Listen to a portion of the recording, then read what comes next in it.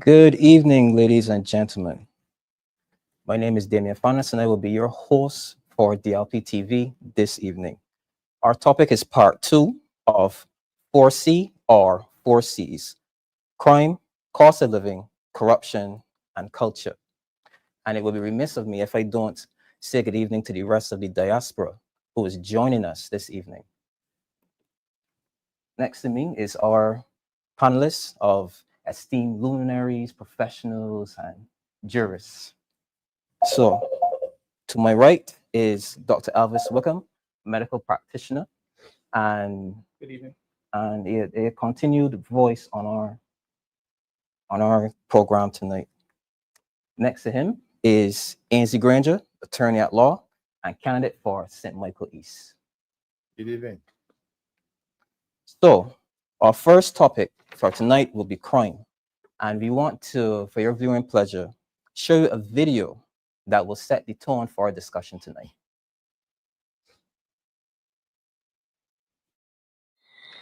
Good evening, Barbadians.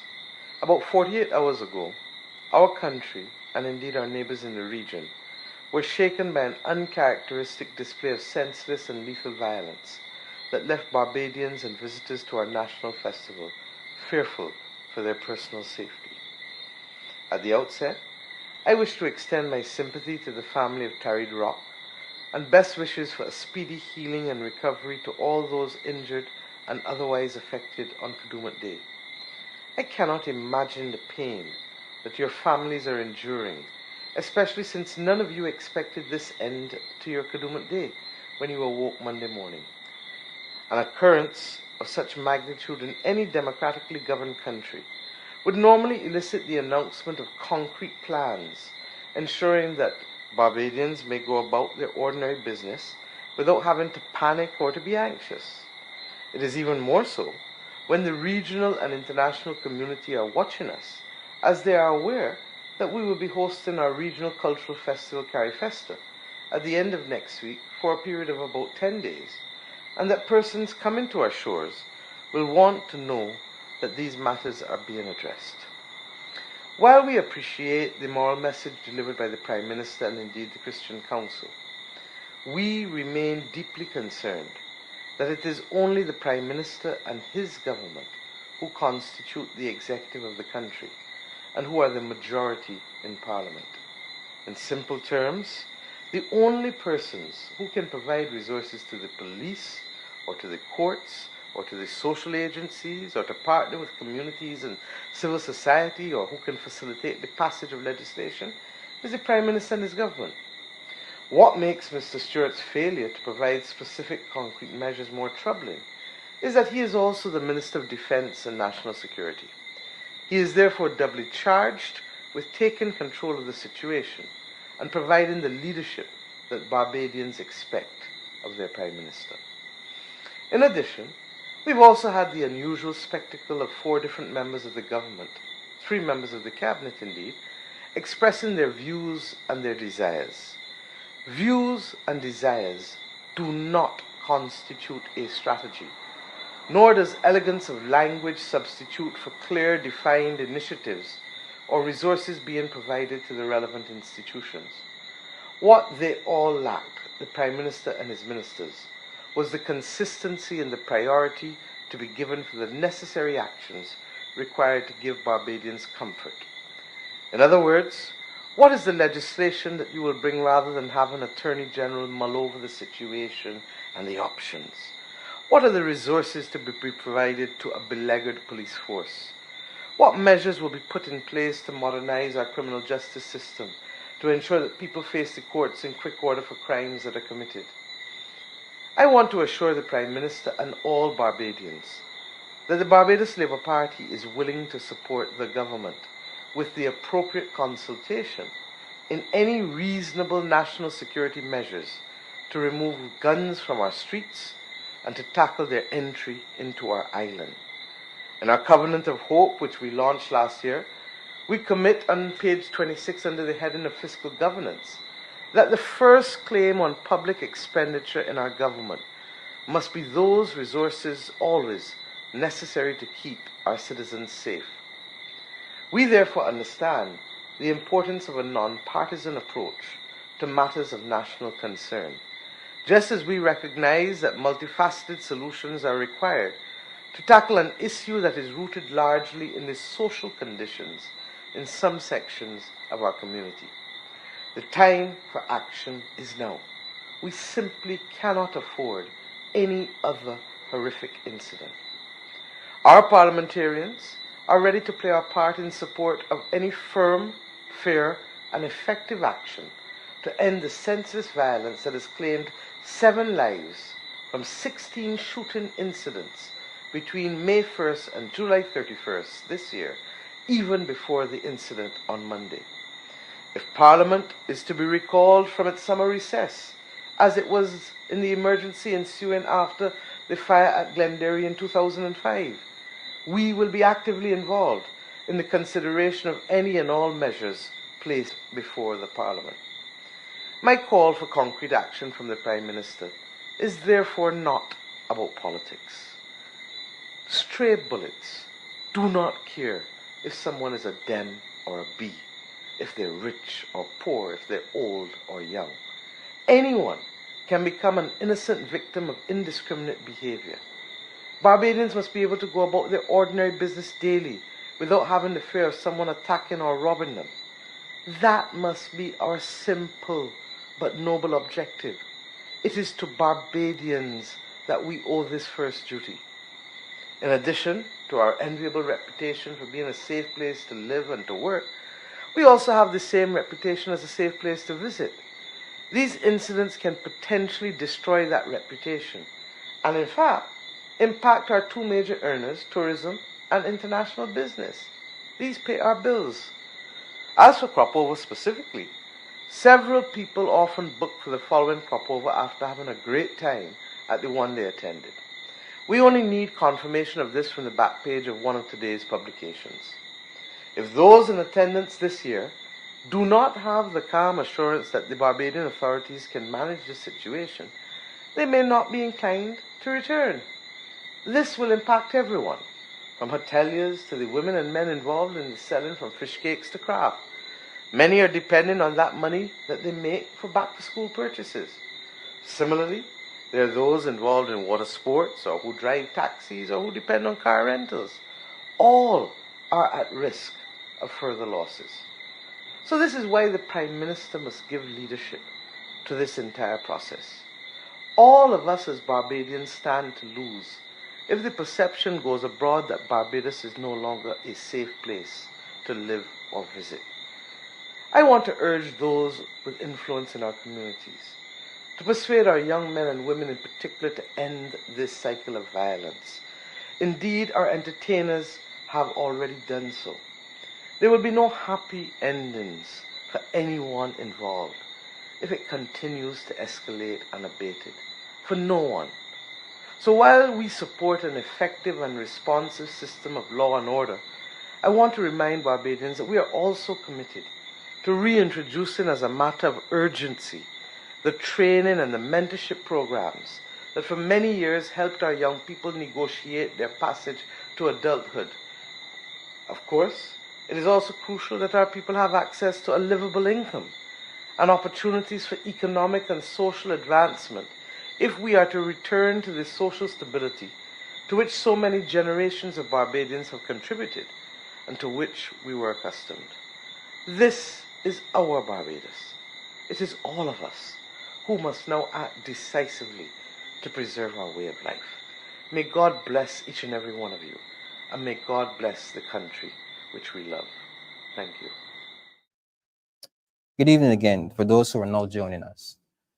What you just witnessed was a video from 2017 of the now Prime Minister, who was then the opposition leader, offering her critiques of the then DLP government in their performance of the crime situation in Barbados. In my opinion, gentlemen, that video has not aged very well, because we've heard buzzwords of like leadership and views and desires and eloquence of words and language. But it appears that there is a question of leadership when it comes to crime right now. And all we seem to get is views and desires and eloquence of language. So do you think that right now we need to get a grip in regards to what we can call the current situation in Barbados? And has this current government lost the plot? Current government certainly earns a failing grade. In fact, someone should show that video to the Prime Minister, see if she recognizes the person. Someone really should share that video with the Prime Minister, and the very eloquent speech which was used to deliver. I mean, the speaker in the video said it is not about eloquent speech, so someone really needs to share that with the Prime Minister. Thy words condemn thee. That is all I could think of as I was listening to that. I've seen it before, I've heard it before. I looked it up recently as well. Thy words condemn thee. Her own words condemn her regarding how she has failed to manage the crime situation. Quite a few things, interesting points were made by the speaker in that video. Quite a few, important points, like Barbadians have a right. Barbadians should be free to go about their daily business without fear of being a victim of crime. Yet we are told recent research by Criminal Justice Research Department that 37% or so of Barbadians in that survey reported being victims of crime, and at least 90% reported fear regarding their safety and the current crime situation in the country. But the speaker in the video mentioned that Barbadians should not be living in that level of fear. They deserve better, and that fair and effective leadership is required. The speaker in the video also referred to the clear and decisive leadership that is needed. Now, September last year, after a spate of homicides in the space of 1 week, when our leader visited the country, a 26-man committee was set up as one of the first measures. That is true. What fruit has it borne? Is that clear and decisive leadership? Absolutely not.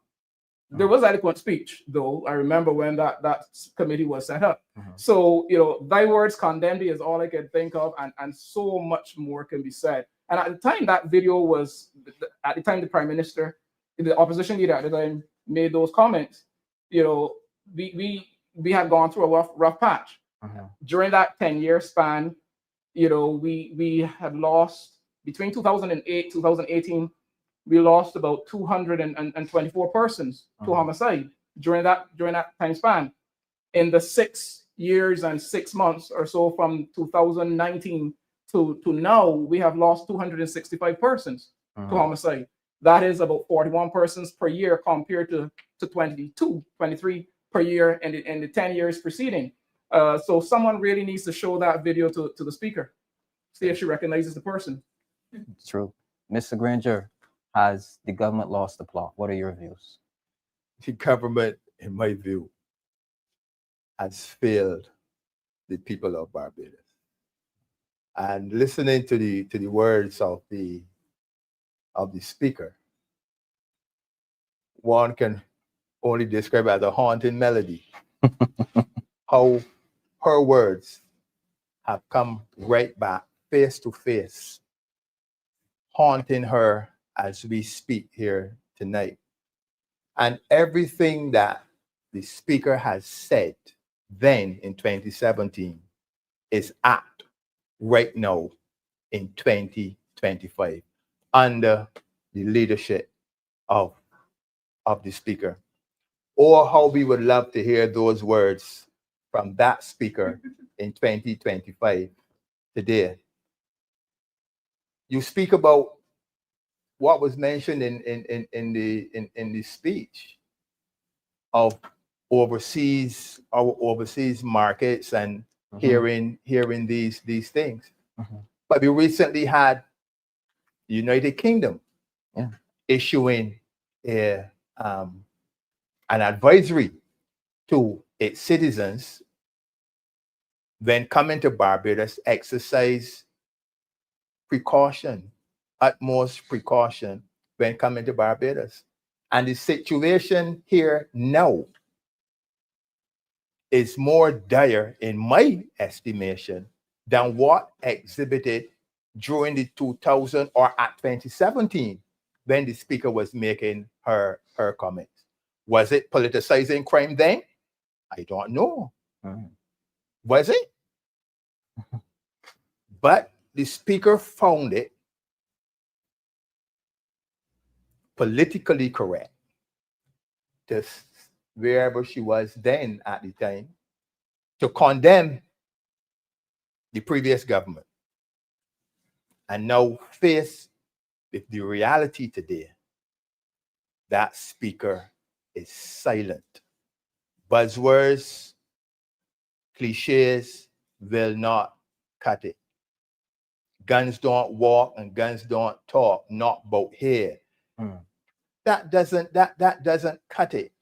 This government, this present government, while in opposition, was the answer to all problems Barbados faced then. But come face to face with reality, this government, along with many other Barbadians, will give this government a failing grade on their handling of the crime situation in this country. I'm glad that you said two things that caught my attention, comrade. You were talking about the promises that was made, because if you go back and read their manifestos, this current administration, they said that Barbadians have a right to be safe. And moreover, the second thing that caught my attention, what you said, was the UK travel advisory that now Brits must take precaution. Yeah. So my question to you, my esteemed panelists, is tourism currently under threat? Are we now facing the reality that our bread and butter is now probably on shaky ground in regards to how Barbadians will now earn and how Barbados will be viewed as a safe destination? Have we gotten to that point? Yes, we have. And I can say that without fear of contradiction. Tourism, from my vantage point, was already on somewhat shaky ground.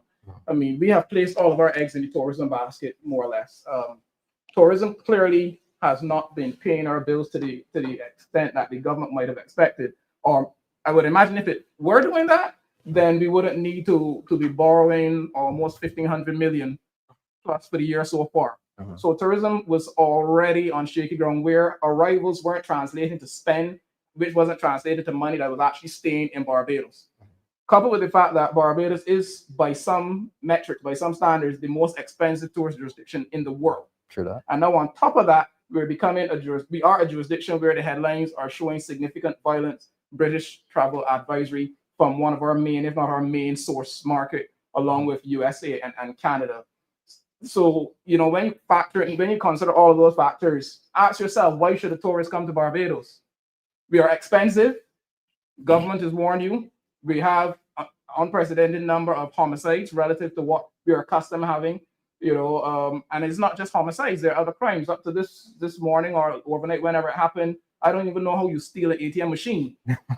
The tourists are seeing this. The internet doesn't hide. The internet does not forget. So when tourists are considering where to travel to, I'm not sure how much more they will continue to consider Barbados. Bearing in mind, as I said, tourism already really was not contributing to the extent that I believe the government anticipated. Otherwise, we wouldn't have to be borrowing so much. So yes, tourism is on extremely shaky ground. We're not a cost-effective, cost-competitive jurisdiction, and now you have the spiraling crime situation.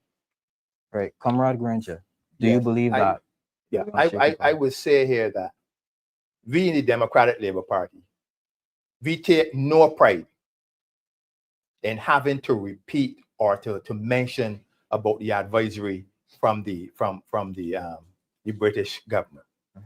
The UK has always been and continues to be our primary source market in tourism. And if we lose that, where are we? And I'm calling on the government that they must take decisive action to stem the rising tide of crime. It cannot go on unabated. And I see that there is this reluctance and a tardiness on this government in passing legislation to deal with the source of the problem. And government has to take full blame for what is the circumstances as they are right now. And as I say, we take no pride we take no pride whatsoever in what has just come out from Britain. If the US does it, what happens? We are dead. All right. So from what I heard from you gentlemen, crime now is, in a sense, we're seeing crimes that you would never thought would have happened to our little Barbadiana. Because right now, I heard this morning that someone tried to snatch an ATM. They didn't try to break into it. A whole ATM, you They know. tried to take the ATM with them. That is something I've never heard of in my entire life. Now we have carjackings.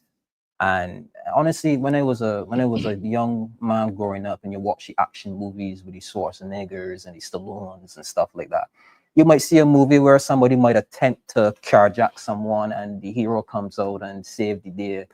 Now we have carjackings in Barbados. 166 square miles. How is that even possible? So my question to you now, are the criminals becoming more brazen? Because you think that you don't want people to fear the government, but you want those bad actors to fear or have an intrepidation when they go out to hurt someone or to misappropriate something that is there. So has the fear gone? Are these criminals brazen? They see that there's no action, nothing is being done. Has the government, in a sense, become impotent in regards into striking fear into those who would look to commit crimes in Barbados? It's interesting you should say that, you know, David. I do remember the AG a few weeks back saying the criminals are afraid of the Barbados Labour Party. Okay. Okay. I mean, I'm not sure how we're supposed to take him serious. Yeah. Right. Look, this is serious, man. This is our Barbados. True. We live here. The speaker in the video said we have a right to be able to walk the street without fear of catching a stray bullet. Yes, she did. Right. Mm-hmm. I mean, I was in Bridgetown a couple days ago. I don't go to Bridgetown too often, in and out less than an hour. And I can tell you, for me, it was an uncomfortable hour in light of the situation that we are experiencing in Barbados, because the criminals clearly seem to have no fear of the system and of consequences. Now, for all of the inadequacies in terms of lack of manpower and equipment and so on, our police do a pretty good job of catching the criminals. Police aren't responsible for a person deciding that they're going to do something criminal. That is the condition of man's heart. Even government per se is not responsible for that. But government certainly has a duty, a moral obligation to keep its citizens safe. And as the survey would have shared recently, you know, citizens in Barbados right now don't feel safe. And we would have mentioned this, government with 28 seats in parliament, excluding the speaker, government with 28 seats can pass whatever laws, can amend whatever laws. Government is the one that is supposed to ensure, you know, the judiciary is up to scratch in terms of whatever the judiciary needs. But where measures can be put in place that can cause criminals to, number one, think twice, or two, if you decide not to think twice about what you are about to do, and the police catch you, as our police do. Our police do an excellent job of catching criminals in a relatively decent time frame. But the issues are what happens thereafter, the delays and the issues in the judicial system, and then, quite frankly, for repeat offenders, what I would consider, as a non-lawyer, inadequate sentencing. These guys have a mentality, a number of them, that I will spend time for you, because they don't fear the time. They're back out in a hurry. And I'm not going to venture too much into the law in the presence of two lawyers, but they clearly don't fear the idea of going to jail and spending time for you. Government has a moral duty and has been failing in that duty to strike fear, I would say, into the hearts of criminals. Because yes, government, by its actions and by how things are done legally, the criminals should have to think a second or a third time before they do what they're about to, because they will know dire consequences will follow. Agreed. What I would say here is that crime is not just the business of the police. Crime is not just a government thing. Crime is everybody's business, right? But what we are seeing, this is not just about police and the criminal offender. This is about a government that has failed the people. It has failed to take charge of the prevailing circumstances that exist in the country. I will continue, and we in the Democratic Labour Party will continue to salute the men and women of the Barbados Police Service for the sterling work that they have done over the years and continue to do, even in trying times. And one of the things in this situation, they're overworked and they're underpaid. But they continue to press forward to the cause of keeping Barbados safe. And I salute them. But as I said before, this is about a government that has failed the people through its economic policies that tend to look more towards, as Mr. Dennis Kelman usually say, the too few, and not the wider public, especially those at the bottom. So, something that I also noticed in the video itself, she had called on the then Democratic Labour Party government to implement more youth programs so as to snatch the minds of our youth away from those who might steer them down the wrong path. But as someone who is, well, very, very familiar with current situations as it is, the government ended the Barbados Defense Force Sports Program. And that was to me, that was a youth program that I would shout from high heaven, something that's really needed, because it brought sportsmen into a disciplined environment. That's right. Educated them, trained them, gave them a stipend. There were opportunities to see the world and compete in international and regional competitions. I myself cannot say that I've not been impacted from being in there, because I am who I am because of that particular institution. But you end it. But in this video that we watched, you were criticizing the then government to that there was a lack of them. But then when you got the reins, you ended and pretty much augmented a good set of these youth programs. From what I understand now, the youth service, you don't even spend like the overnights over there anymore. You just go and you come back. So I guess as a cost-cutting measure or what's not. What is this government doing when it comes to our youth? They will have to say whether it was cost cutting, there are reasons for doing it. I will propose to speak for them. But from my vantage point as well, it clearly didn't make sense to end such a program that imparted education, skills, and did so in a disciplined environment. You know, three of the things that are an issue now with many of our youth: need for further education, need for physical skills, training, developing sports skills, and also the lack of discipline in the environment that many of them are in. You know, the BDF would have provided a very disciplined environment, because you would have to tell me, I don't imagine you could go there and play the fool. No, you cannot.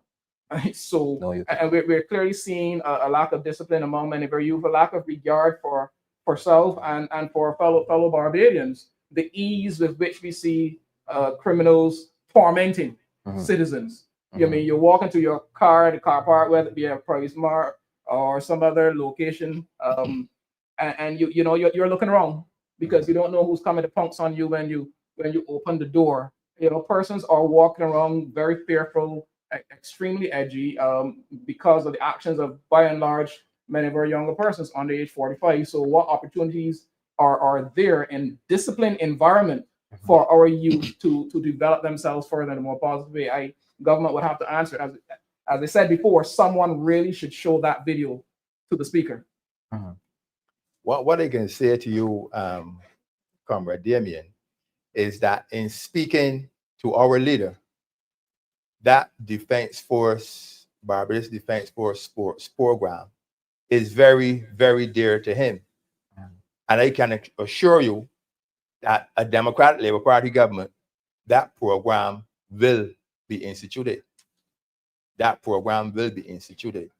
But something I wanna say here, I remember the Prime Minister, or I do recall the Prime Minister at the launch of the Prime Minister's Cup football. Then the Prime Minister is actually saying to the players, any guns, no football.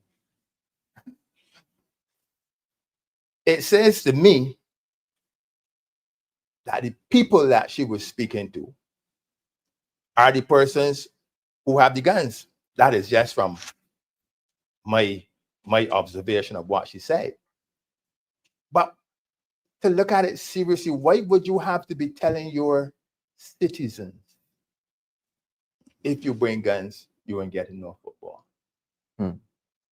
That is I don't know. That needs to be really, really analyzed, because it speaks negatively of this government, to see that you are presiding over a country where guns are prevalent, to the extent that you have to be telling footballers, if you bring the guns, you can get football done. It is serious. It is serious. Okay, so we have a comment here from Judy Dotton Gittins. Jokes. My apologies. Judy Dotton jokes. Look what the Barbadian or the foreigner people came to break into an ATM machine to get money. The people want work. Things hard for everyone, panelists, which is a good segue into our next topic, which would be the cost of living. Now, there is research that kind of correlates crime to, in a sense, poverty. But we're going to segue into what we will call the cost of living, because basically, right now, it is in a sense a hot topic for a kitchen table topic for those individuals right now who feel it the most, the middle class. What are your views on the current cost of living in Barbados? It's a stranglehold. The middle class officially is now the working poor, unless perhaps one of the consultants working for 12,000+ a month. You're struggling in Barbados at the moment. Bills, fuel costs. We're in summer, so school supplies, children going back to school. I take note of the prices of various things in the supermarket, even things that I may not be purchasing, just to see how prices are moving. And recently, I was taking note of formula prices. I don't have to buy formula like that anymore. My children are older, but one large can of the popular formula, I will not call the name of our supermarket, which used to be $30 odd, now $50 for that large can. Wow. Price of everything seemed to have gone up, and person spending power. Remember, we are a very highly taxed jurisdiction. So person spending power has been strangled. Even with the slight increase in minimum wage recently, it is almost a given that slight increase in minimum wage will end up indirectly, unintentionally increasing the cost of living, because businesses will do what businesses tend to do. For a business, my expenses are now higher, so I'm going to pass on that expense. So the very few extra dollars that persons got, who are at the lower end, will not now be able to go any further, really, because the cost of goods and services that they need to access will be higher. So it is a serious problem. The $300 share of the quote unquote bounty, it was gone before you got it. In fact, it went back to the government's hands before you got it. So persons are struggling under the current cost of living, and that is no doubt one of the drivers in the crime situation. And it is something that is hardly, from my vantage point, being addressed by the government of the day. How are you going to give persons more spending power? Quite frankly, the way you do that is by reducing taxes. Yeah. But the government, this being a government of borrowing, they're addicted to borrowing.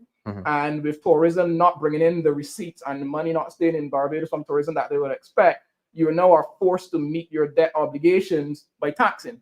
And that then is why persons have, less and less spending power to deal with the current cost of living in Barbados. So the government, because of its borrowing habits, has boxed itself into corner, and the end result is that Barbadians are being squeezed. They have very little to no disposable income. We must state the facts here tonight. No sugarcoating.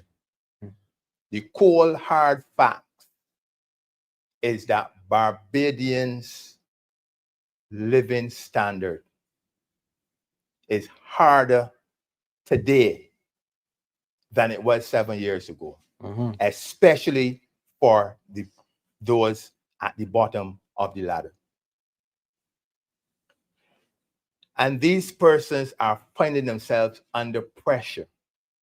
And when that pressure builds, then frustration and desperation steps in.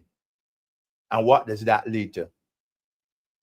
Part of the troubling crime situation that we are experiencing today.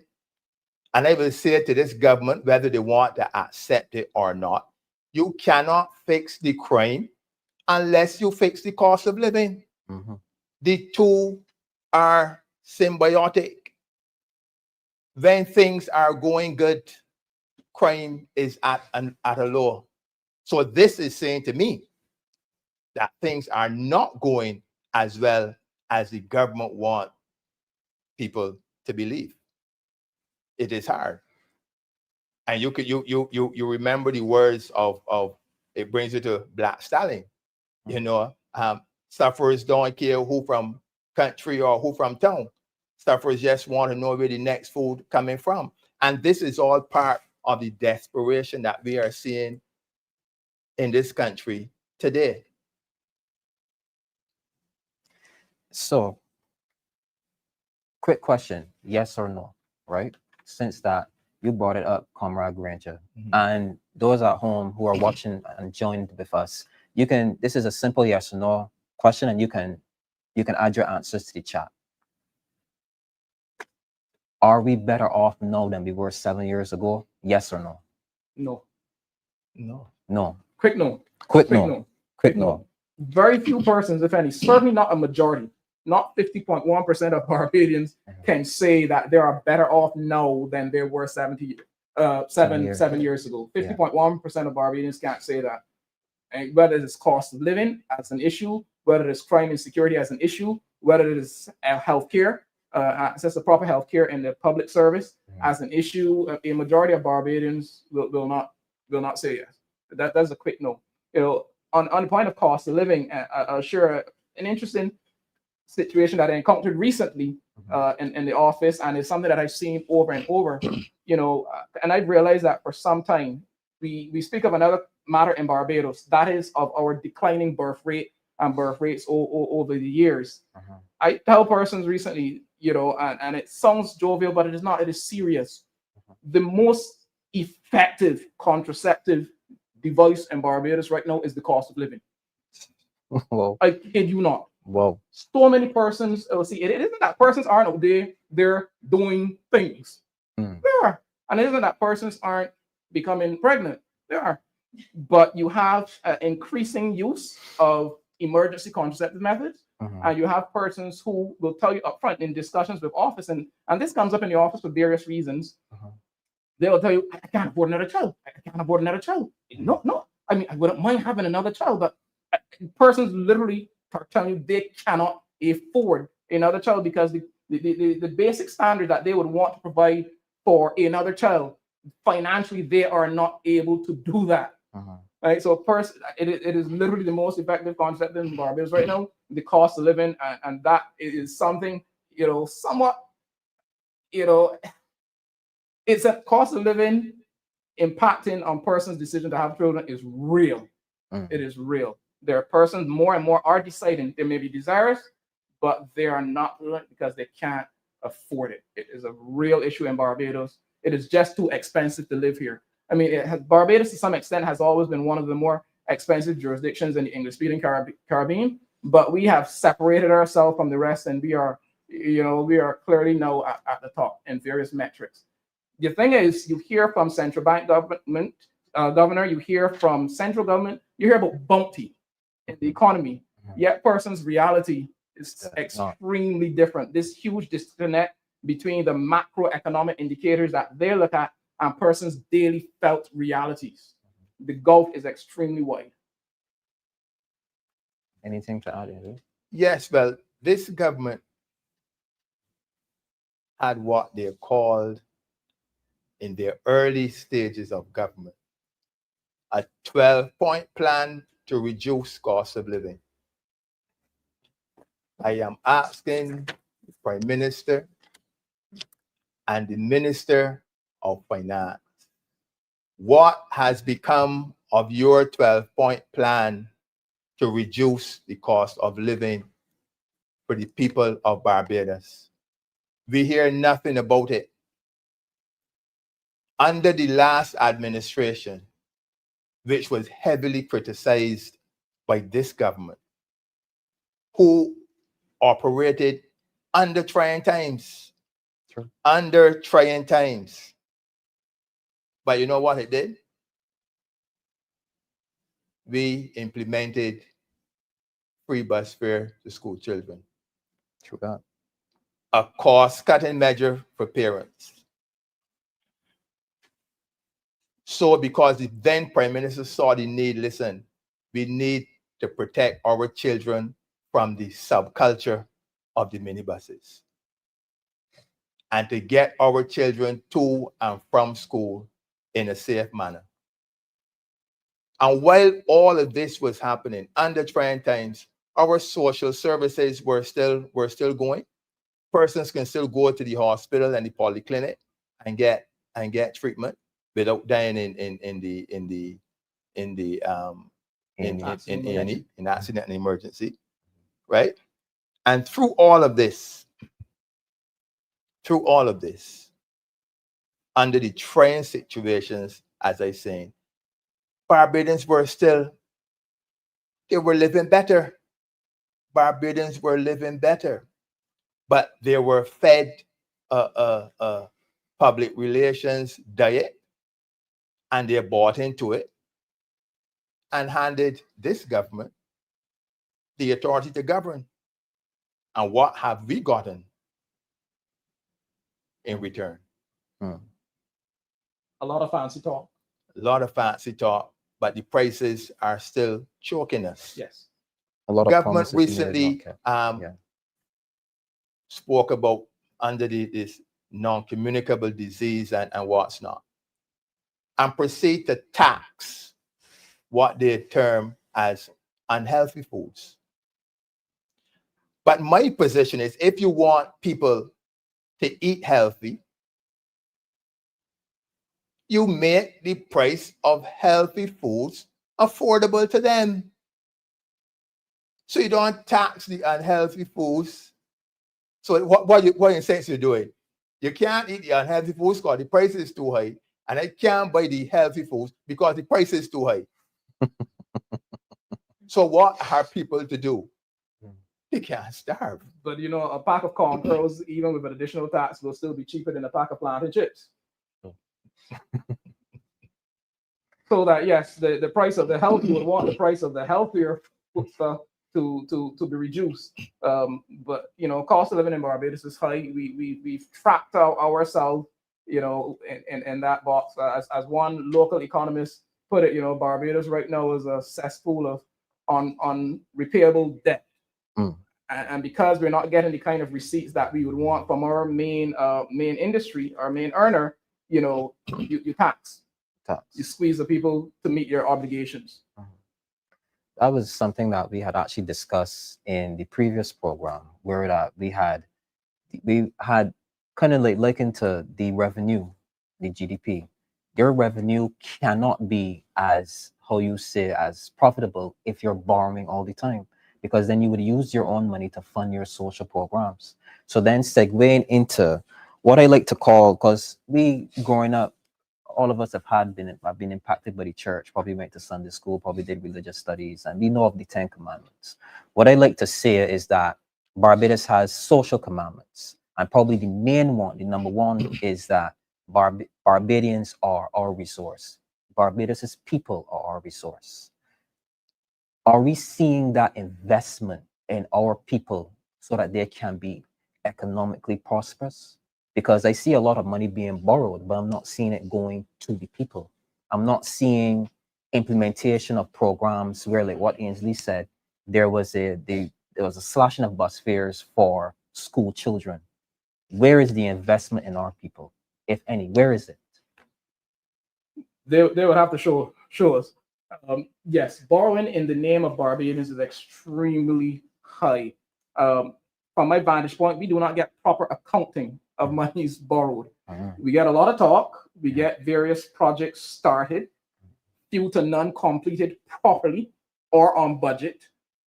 When there are issues highlighted, the well-publicized matter of Hope, which the opposition leader, as chair of the Public Accounts Committee, was looking to investigate. Government used its majority on said committee to block that, so we don't get proper accounting for the funds spent. We have for the year so far. I just did a quick check this evening. I discovered 4. Time didn't permit me to check further, but at least 1,444 million or 1.44 billion Barbados dollars was borrowed in the name of Barbadians for this year so far. May very well be more than that, but that is over 1,400, almost 1,500 million Barbados dollars has been borrowed just this year. Just this year. Just this year alone has been borrowed in the name of Barbadians. What do we have to show for it? What do we have to show for it? And all I think about is my children and my unborn grandchildren that have to repay this debt. Very few of us were born with enough money that you could talk about living debt free, and even millionaires have debt. So the debt itself is not the issue, but it's what you are doing to manage that debt, and are you taking up debt that you can't manage? We are basically trying to keep up appearances, live above our means. We're maintaining high foreign reserves. Not a problem if those foreign reserves were maintained with earned foreign exchange, and not borrowed those money. Foreign reserves are being maintained with borrowed money, and the people of Barbados are being choked to death to maintain those foreign reserves, because, as I said, tourism clearly is not earning the receipts that we would hope that it is earning. Otherwise, we wouldn't have to be borrowing so much. 1,000 million on the international bond market at 8%. Then recently, money from the Saudi Development Fund. Earlier this year, money from CAF. Like for this government, let's just go get another 187 million, another 108 million, another 50-something million. It's what's the big deal? The people will pay the taxes. No, you're a minister earning 20-odd thousand a month, so you don't feel it that much. But the majority of Barbadians are clearly earning under 10,000, in fact, under 6,000 a month. So they cannot handle the level of taxation. It impacts us in a significant way. And now we have to, going back to something we were talking about earlier, we have to spend more money on safety and security measures. You have to find money for a camera system, a home security system. We are not making 20,000 a month or 15,000 or 12,000 a month. So it is a very significant albatross around the necks of Barbadians. The cost of living driven, largely by the level of taxation, which appears as if it will go unabated, because, as I just said, the government just keeps borrowing. And what do you have to show for the borrowing? What investment in the development of our young people, middle age, etc. What is there to show for it? So Ainsley, at you. Where's the investment in the Barbadian people? There seems to be a lack of it. Where is the investment? That is hard. It is hard to decipher. What I think has to happen, we have to lift our people up. With the amount of money that is being borrowed and that has been borrowed, I think that we need to see a lot more. The money that is being borrowed somehow, to me, in my view, is not going to the people who need it most. I think the money is trapped. It's in a bottleneck. There's no accountability for the money. When money is borrowed, we hear, okay, this is for, let's say, this climate resiliency or what have you. But there's no checks and balance. We don't hear, well, okay, we did this, and out of that money, $10 was spent on this, $20 on that. And then next thing, sometimes you come and you find that you borrow again for the same thing that you have borrowed for previously. Yes, yes. When this government came into office, the fuel tax was supposed to go towards road works. But then they had a loan from China for road works as well. Yeah. Right? So something is definitely wrong where this government is concerned. There's no accountability. There's no transparency as they promised when they came into office, and everything seems to have gone through the window. This government promised to reduce taxes. They add to it. True that. They promised to reduce cost of living. Cost of living through the roof. Okay. So, I mean, Yeah, that point of instituting taxes for one purpose, raking in millions. I mean, that fuel tax, as I call it, has been a cash cow for government. But we still needed multiple loans to do mill and pave. True. Even though they have raked in hundreds of millions from said tax. You know, we are paying a solid waste tax, sewage tax. Yet still we hear of need for loan to deal with South Coast Sewage Project and West Coast Sewage. You're collecting money for one purpose. Clearly you're using it for another purpose, because when you actually come around to trying to fulfill that purpose, to deal with that matter, you know, talk of going to get another loan. But we have already paid you for that. You already took money from us to deal with those matters. And you know, you're taking money from us again by way of taxation to repay the loans that you borrowed for something that we already gave you money for. Quite frankly, it is criminal. Understood. Right now, we are joined by Senator Ryan Walters, candidate for St. Michael Northeast. Sir, I'm going to Northwest. I am going to throw you into the deep end right now. We were just talking about where is the investment in the Barbadian people. We talk about the 10 commandments from the religious side, but we all know that Barbadians have their own social commandment, which is the people are the resource of the country. But we see to have a lack of investment in the Barbadian people. Why is there this lack of investment in the Barbadian people? Good evening, everybody, all the viewers, fellow comrades. Very informative session to listen on my way down. The panel is doing an excellent job to make on the issues. thank you. Thank you very much. As relates to investment in people, what you're seeing is a government that's confused. It's confused because it's torn between whether it should focus on looking good on paper or focus on developing the country. Right? So they focus a lot on key metrics, key economic metrics, which they will boast about. That the GDP is one, level of reserves are the other. So they will use these key metrics to determine if the country is doing well. So one of the things that we have been questioning as a party is the money being used in the best interest of the citizens, which is the question you're asking here. We have, I think, at the last record, about 7 months of reserves. 7 months of money that has been borrowed by this government that taxpayers have to pay interest on and then repay. So the money is not being used. The money is being trapped. on the balance sheet for the purposes of some bragging rights. Now, their defense is that we need to be resilient. That's the word they use to put fear in people's mind that they're doing something good. We need to be resilient, but we ask the question, I asked in the last press conference, how much resilience do we need?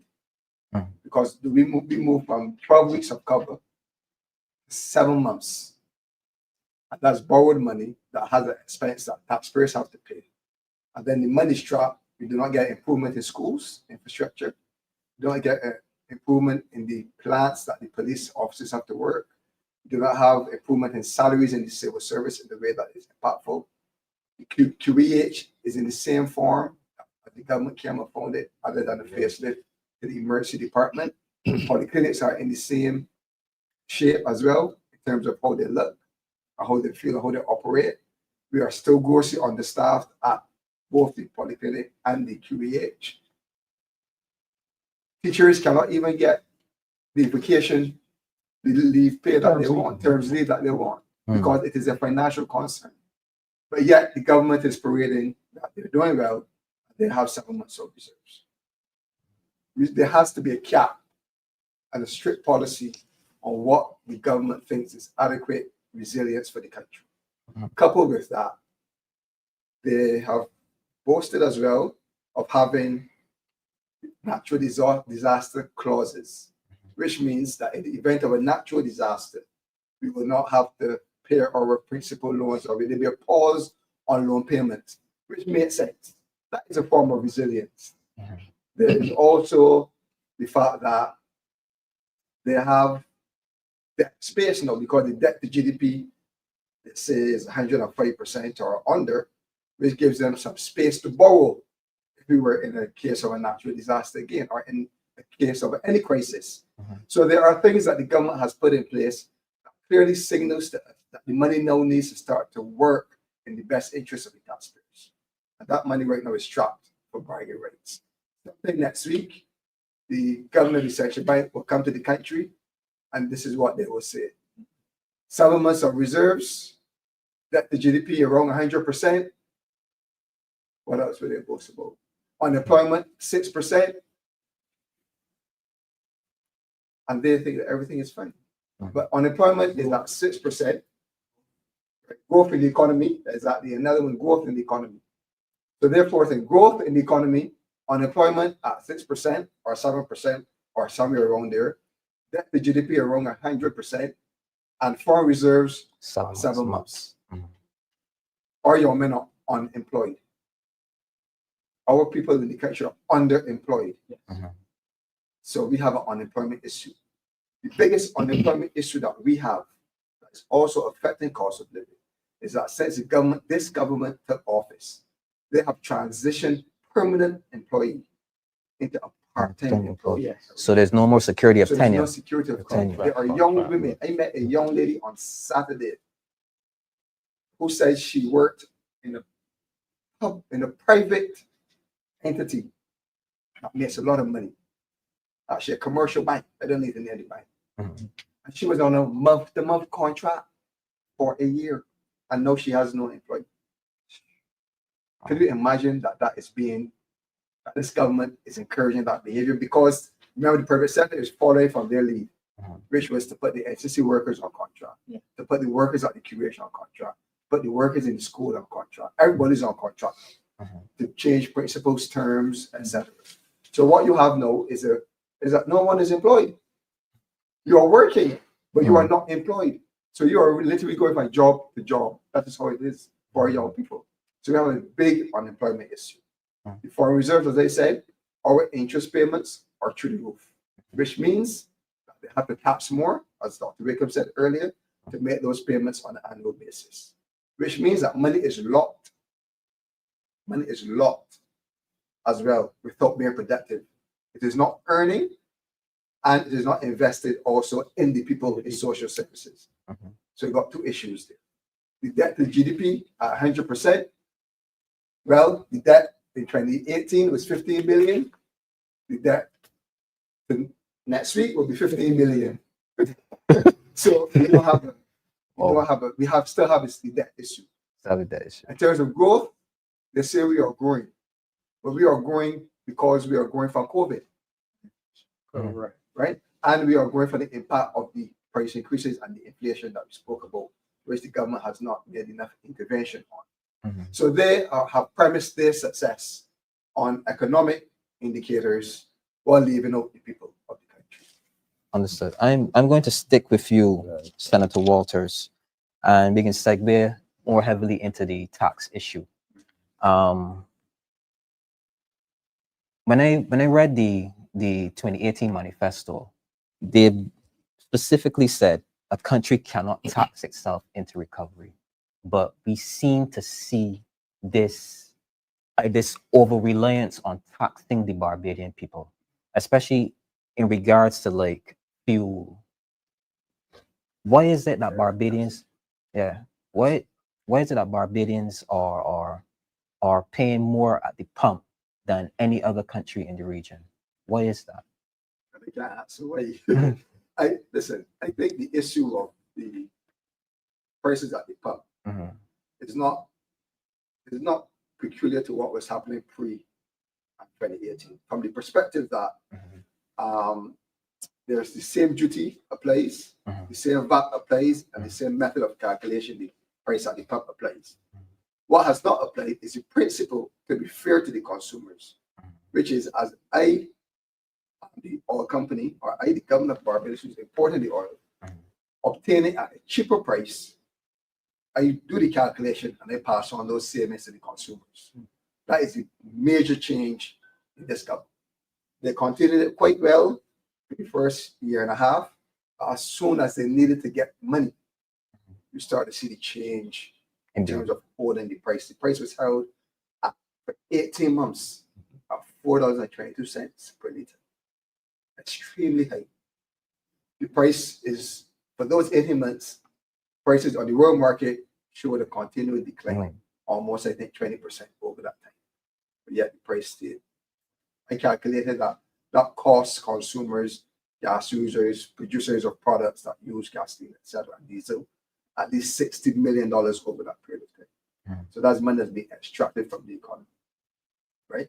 As it relates to taxes now, what the government has done is that they have found a way to get money directly from you, not based on consumption really, but based on the fact that you have to utilize these services. You have to go to the gas station to fill up, so they give a gas tax. You have to pay your water bill, they give you sewage tax, they give the garbage tax. So they're collecting the money. It doesn't matter how much you consume in those areas, you get a direct portion and it's fixed. Now, to help combat the cost of living issue, one of the thought that they would have tried to put money back in the people's pockets, but they continue with the trickle-down economics. And you saw the little war between the BLP members, one who owns the supermarket, and one who's the prime minister of the country, where she has now agreed with us that prices did not come down when the NSRL was removed. Prices did not come down when the government wrote off hundreds of millions of dollars in VAT that we paid into these businesses, and they did not pay over. Prices did not come down substantially when there were price caps at the port. Prices did not come down substantially when duties were removed on specific items, because the trickle-down economics does not work. The same way you extract directly from persons through gas pump, through water bill, etc., you should find ways to put money in the pay packs, because then that gives me the discretion of being able to spend my money. For example, there could be a break in income tax. And people will say, well, where will the government recover the money? Inflation means the government is earning inflation dividend. As prices go up, naturally, more duty, more tax revenue, more VAT, more tax revenue. Naturally, without any effort, the government earns more because of inflation. So if those increases and those increasing revenue takings are offset by some reductions in income tax, which gives you some money directly that you can then go and pay for services, but you can support your family, then there's no significant impact to the government's purse or takings. So it is very possible, right? When you look at the renewable energy thrust, for example, a great opportunity for the government, if they got it right, to start to earn revenue without taxing. Because what it means, instead of you trying to get private investment to put solar panels all across Barbados, with their extensive plant inventory, the government could earn significant amount of money from the light power. But they have not gotten that. They actually messed it up now. That is at a standstill. And that is a real source. That is a real source for the people of Barbados that will help relieve us from income taxes, from VAT reductions that were promised, etc. Right? So taxation, they've used it because they needed money. They found ways to get it directly, but they've not found ways, or they refuse to find ways to give us some benefits directly. And we know now for sure, the Prime Minister agrees that it did not work. Because she's quoted as saying, we did this, and the prices didn't come down. So this is something that the Democratic Party has been saying for years. But the government needs to now put systems in place that you get your direct benefit in your pay path.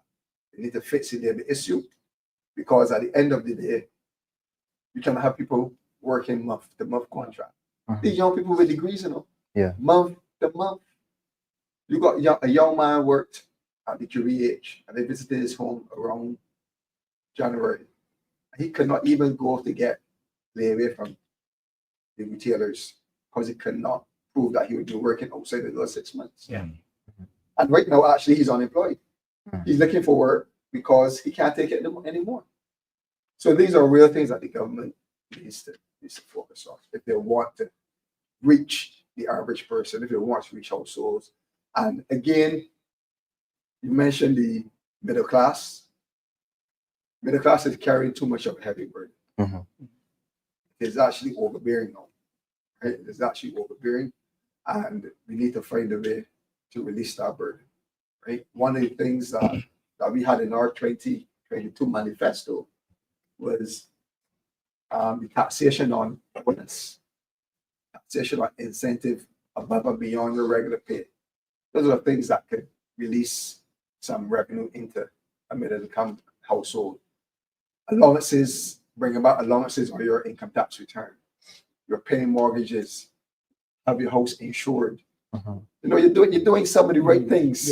The PAYE is coming out of your salary every month religiously. You're consuming in a way that will bring. You're working in the informal sector. You purchase a lot from the informal sector. So you are really contributing to the economy. So I think we need to, as a party, we need to find ways to, and they're possible without offsetting the revenues of the government, to really get money again back in the middle income families. But what did you say though, Ryan? That is that the debt trap that the government has found itself in, that has put the country in, which is it's driving them to maintain the level of taxation because the economy doesn't appear to be earning from tourism the kind of receipts that you would need. So the level of taxation continues because we have to service these debts to keep up appearances. And that takes me back to a comment from decades ago that for a country to try to tax itself to stability, maybe even prosperity, is like a man trying to lift up a bucket while he's standing in it. It will never work.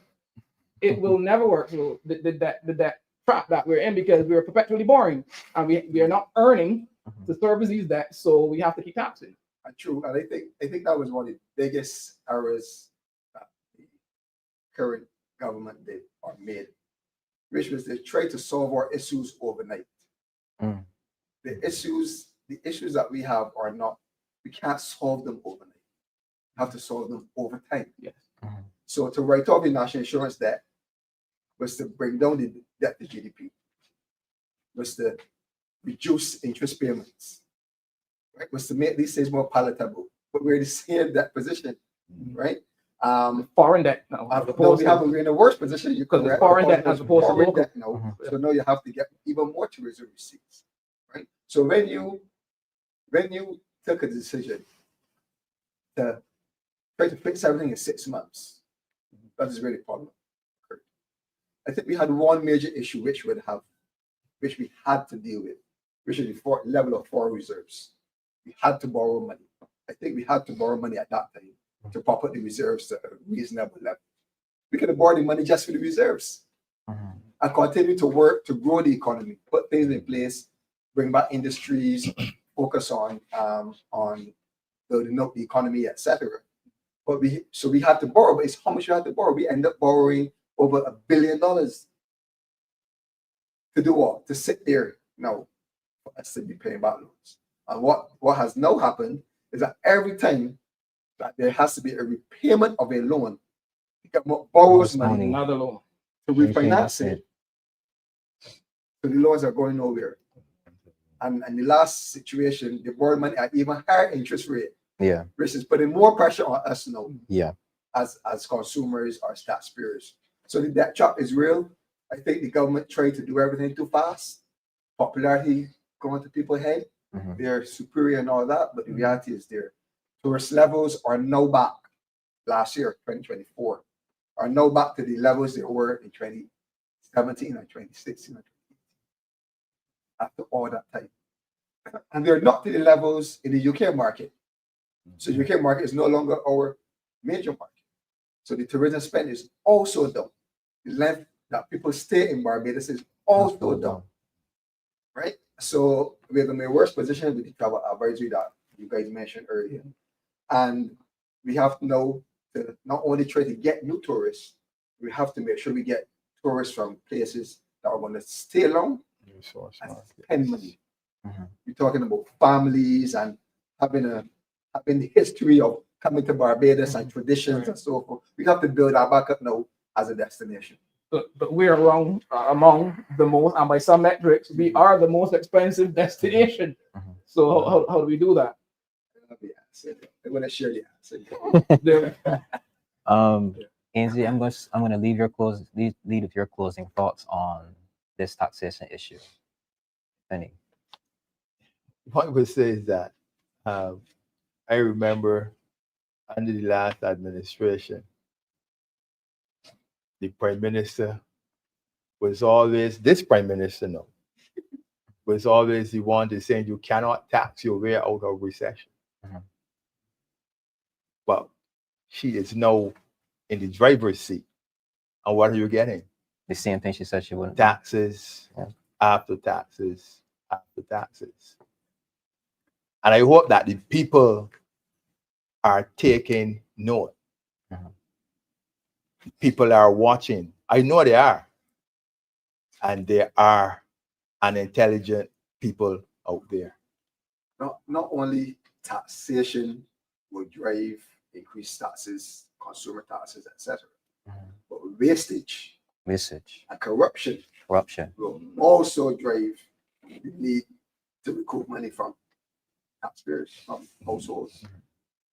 So you have whole budget, $60 million in houses are still unoccupied and structures are unbuilt.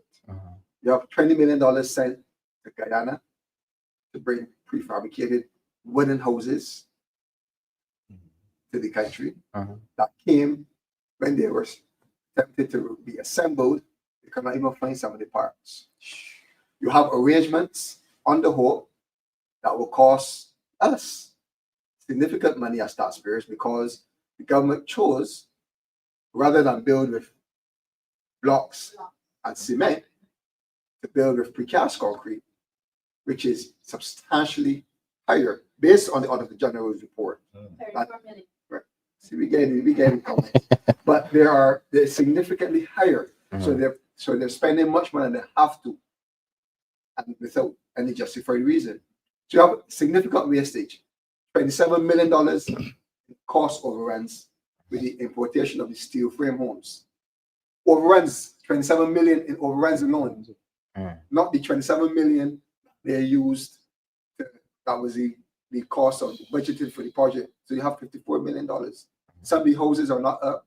The city steel is somewhere about Barbados. But the point I'm making is that you're talking in just housing alone, 60, 54, 20, close to $150 million wasted. And that will drive taxation as well. And I haven't spoken about the things that are happening in the QEH or in the healthcare system, in the polyclinics. Mhm. We talked about, we heard in the newspaper, last week, a room was supposed to be retrofitted since last year, Yeah. Yeah. and it has not been retrofitted. The contractor is blaming the subcontractor. So you can see, we don't know how much money, but you can see where the money is going. Mhm. You hear about all of the money being spent in polyclinics across the country. But just to do snag work, you're in the system, doc. You're aware. Just to do snag work, millions. Mhm. I can't quote the figures because I don't have any. I'm really hearsay it, but this is what is really happening up there. So we have to clip out the corruption, Mhm. wastage, because that is also driving taxation. I'm actually very glad that you segued for me into our next segment, which is actually corruption. So I want to, one of our subtopics in this area, I want to focus on the Integrity in Public Life bill, a bill that was promised 7 years ago, and apparently it has passed both houses. It's yet to be proclaimed. What is the apparent holdup? I'm actually gonna leave with you, listen. I don't know what the holdup is. I think integrity of public life is very important. Mhm. For the reasons that I just explained. Yeah. Because we, as a country, we are already struggling to pay our bills and to meet our social services. Mhm. We have to have persons in place that are working in the best interests of the country and not themselves. And if that was the case, there's no reason why the legislation should not have been proclaimed. That's the best answer. If your intention is to do good and to be clean and to follow the books, do the right thing, and to remove corruption as much as you can, you should have had the legislation proclaimed. Well, if the intention is to be clean, if the intention, but you ask yourself, why not pass the integrity legislation? It is something that this government touted. The last government was the most corrupt government ever descended upon Barbados. Their words. Their words. Their words. Their words. According to them. Their words. Yeah. Their words. And you were supposed to be the new plot from the burning. Mhm. Demonstrate it to the people. But no, you haven't. But yet still on a daily basis, you can point to situations that can only lead you to believe that there is some sign of Thank you.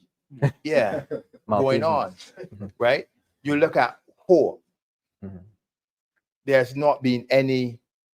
We were promised an investigation into Hope by the Prime Minister in her budget of March last year.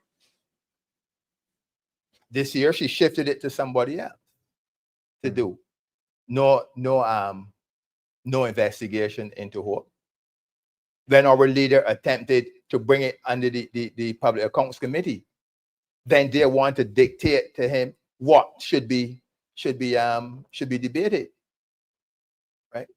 You look at a whole host of things going on within the economy that can cause a person to ask himself, is there corruption going on?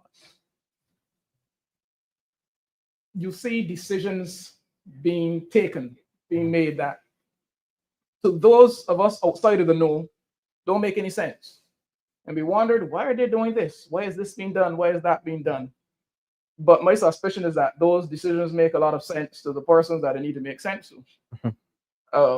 I take our minds back to article May 15th, 2018, May 15th, 2018 in the Barbados Advocate.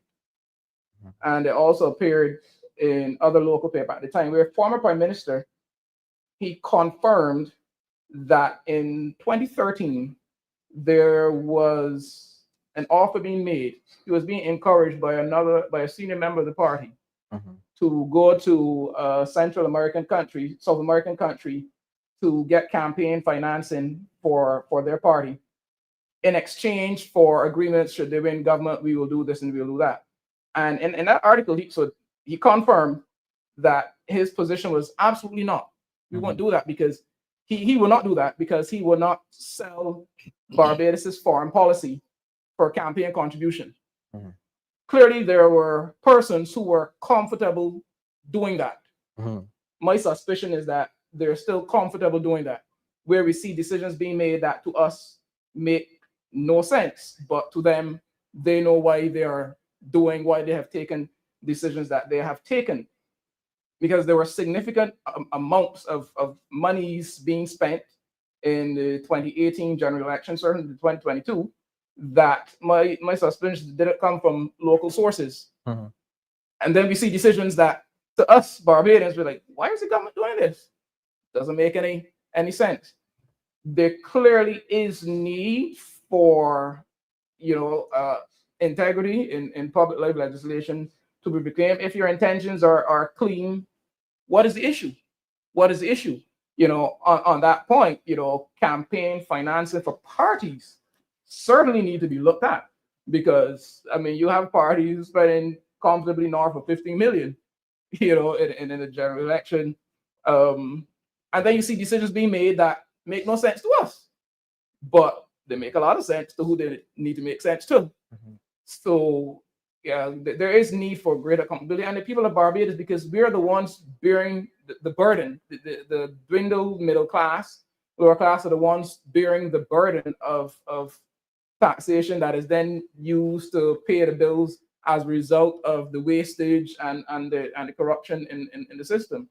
The middle, they're the ones being squeezed. Don't qualify for any help really from government for anything, because you're just barely over. But on that, income, you can't survive. Well, there are those living quite comfortably, making large sums of money.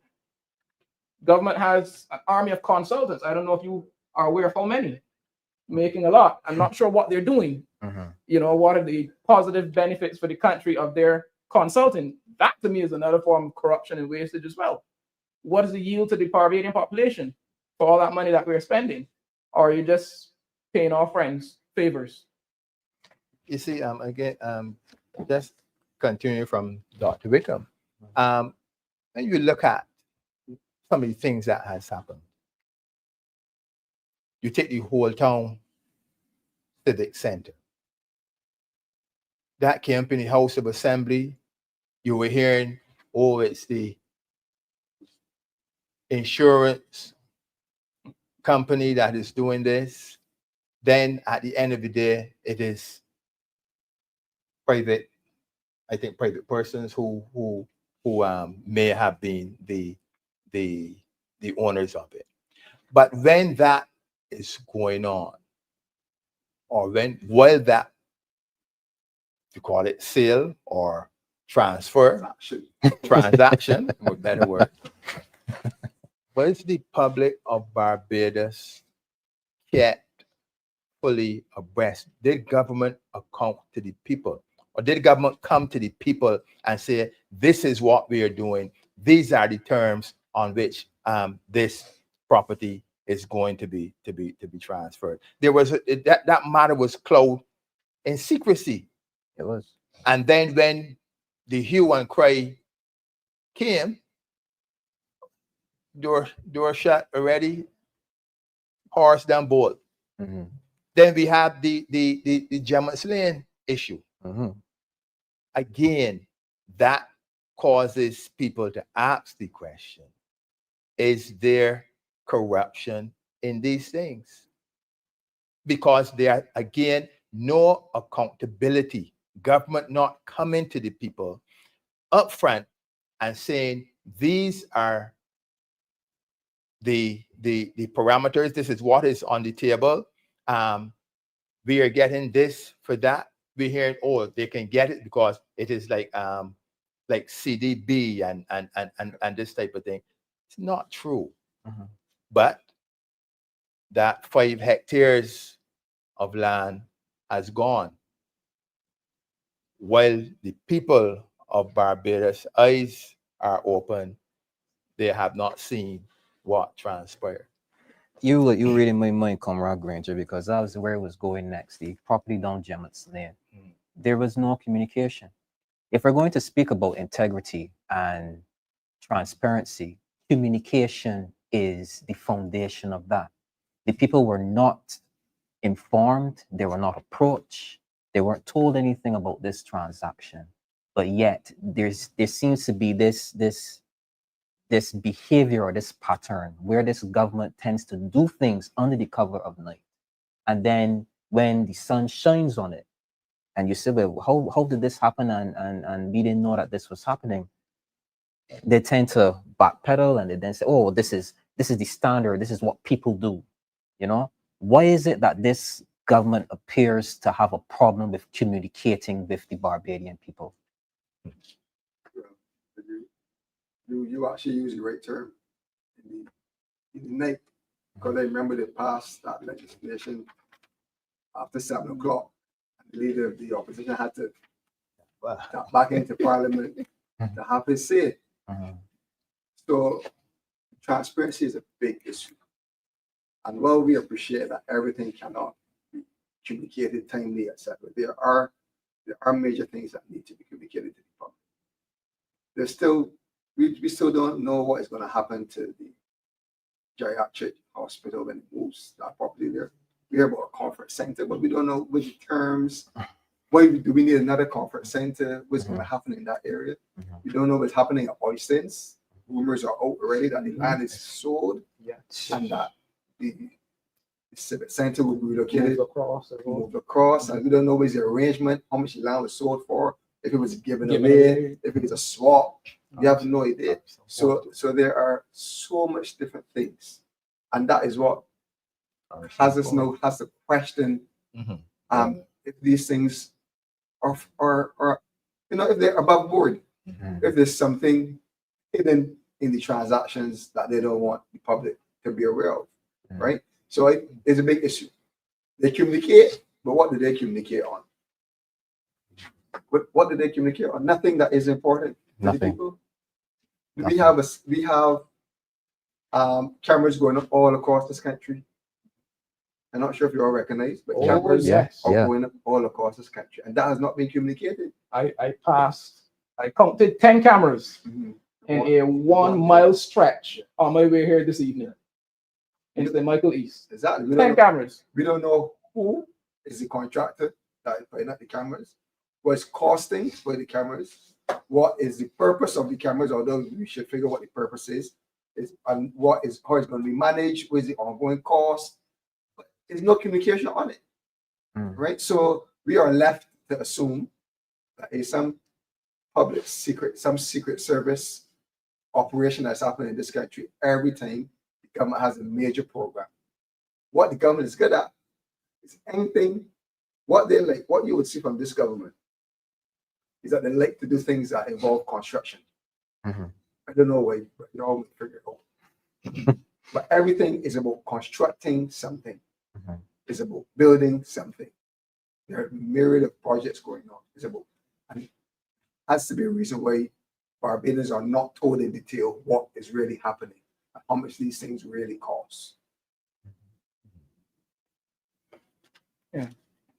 There's this sense that the government operates on the premise that we will tell the people of Barbados what we think they need to know. Not necessarily what Barbadians would say they need to know, or quite frankly, what we should know, because we are the ones footing the bill. Government is not footing the bill. Barbadians are the ones footing the bill, right? Of which, yes, the members of government are a part of that. But so we do have a right to know more. In Barbadians, we need to continue to demand more transparency from our government. Not this sense that we have told the people of Barbados what they need to know. I remember one of those was it debt for nature swap or climate swap? That was this was debated late November, perhaps November last year, where a government senator repeatedly said, we have told Barbados what they need to know. But yet the terms made reference to penalties that will kick in if payments, if certain conditions aren't met. But those conditions were not outlined. So we will be penalized if conditions unknown to us aren't met.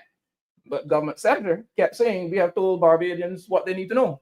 But what were those conditions that were agreed to that were not included in the documents laid in the House, in the Senate? So it reeks of disrespect. This sense that we don't need to know. We just foot the bill. The disregard of the You know, Dr. Lucas, you spoke about the government is telling the people what they think they need to know. And there was this saying that I heard some time ago, is that what the public may be interested in is not necessarily the public's interest. So that could tie in with what you had to say there. But on the same level of thing, we're here talking about Harrison Point maybe going or is going or has gone to some other borrowed money 129 million money. to refurbish that. Yeah. Make up there into something Yeah. that has longevity. Yeah. I know you're gonna give it to Chinese or foreign people to live in. Well, And store equipment. Yeah. Put tractors and bobcats and all those things up in there and labor. Yeah. That's going to come around here and work for less that the law says. But our young men stay at home. Yeah. Because they're not afforded the opportunity to get up there and work for the decent wage. So those are the things. These are the things, the issues that we're having. Because again, the government is not focused primarily on the population. It is focused on just a few things which involve a few people. And you're asking the question, why crime is it is? That's clear. It's clear. So I'm going to segue now into our final topic, which is culture.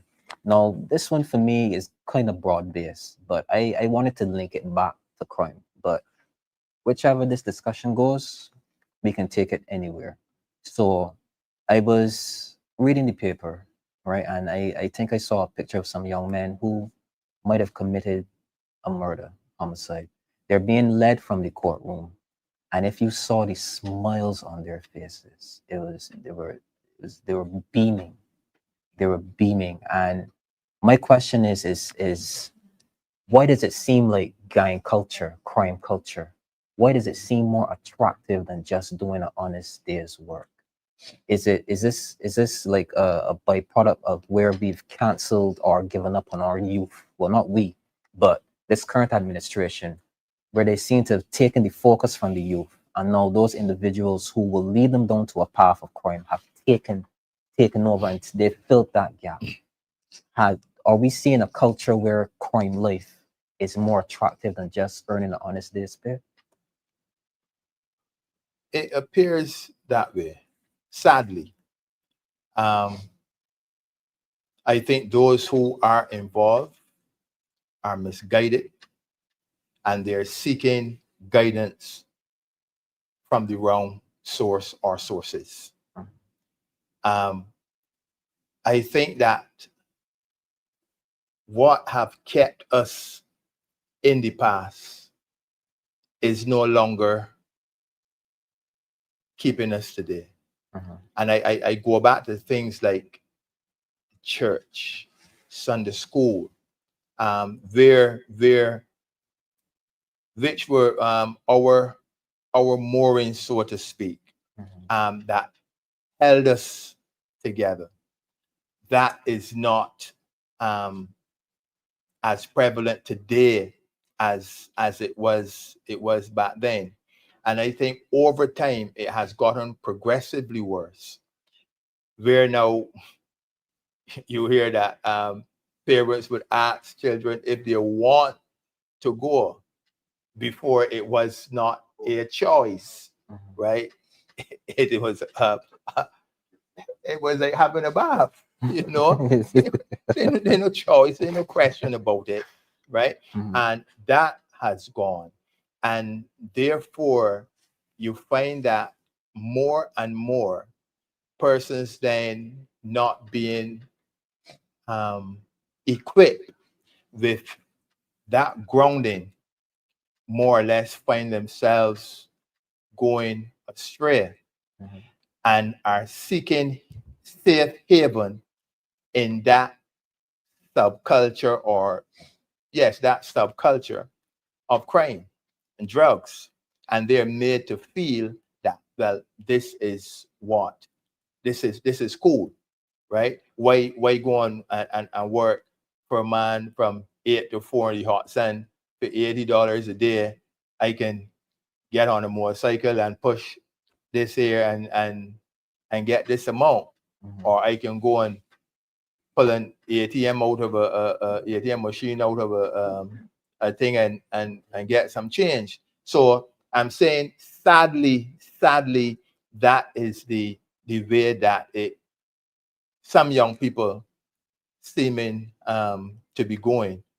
But I would like to think that they are in the minority. I would like to think so. Elvis? Yeah. In the minority, but the real danger and possibility that they become an increasing number. I am a firm believer in moral grounding for children, giving them what I would call a moral compass or yardstick, whether that be from church A, church B, church C. You know, I'm a firm believer in that. Why I say it is because, as persons get older, they will make their decisions. Many persons will, for various reasons, move away from that grounding, but it's there. It's in their subconscious, and it would influence decisions that they make. I mean, back in the day, I don't think that the temptation to do evil is anything new. Right? What seems new is the ease with which persons commit acts of violence and commit crime and can't be bothered. And as you said, smiling, going across the courtyard and shouting to family members and friends that I'll be back soon and things like that. That's relatively new. But man has always had a tendency to do things that he probably shouldn't. But back in the early 80s, if you thought of doing something, there was another thought back there that said, I can't do this, or I shouldn't do this because my mother gonna roast my tail. I don't want to get in trouble with the police. Something. Nah, it's not worth it. Let me go home. No, we have, because many of our younger persons, under 40, under 45, don't have that grounding anymore.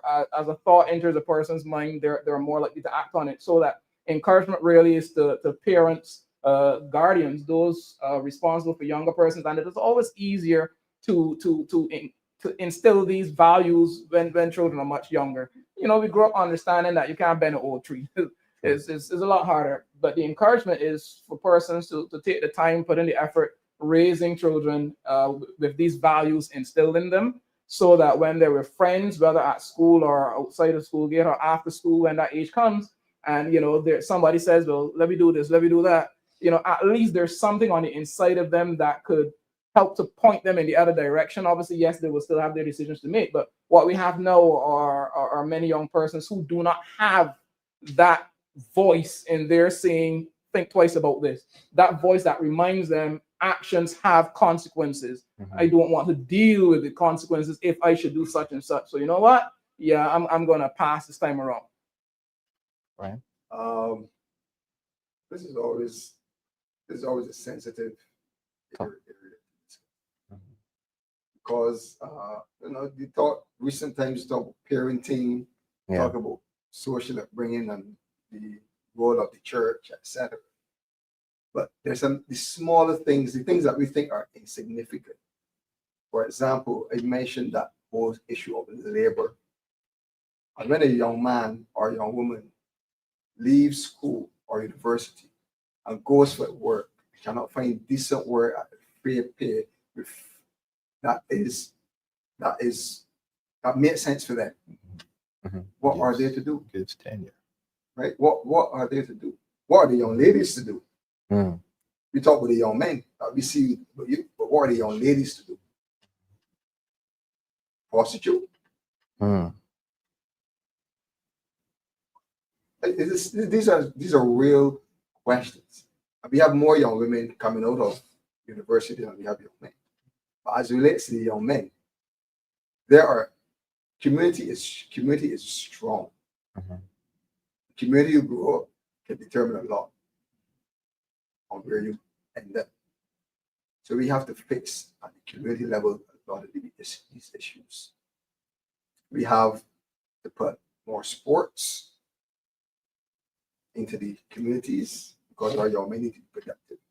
We have to make sure that they have access to skills training, opportunities to do things that are productive. We have an example in Deacon's Farm, where since 2018, the community center has been closed.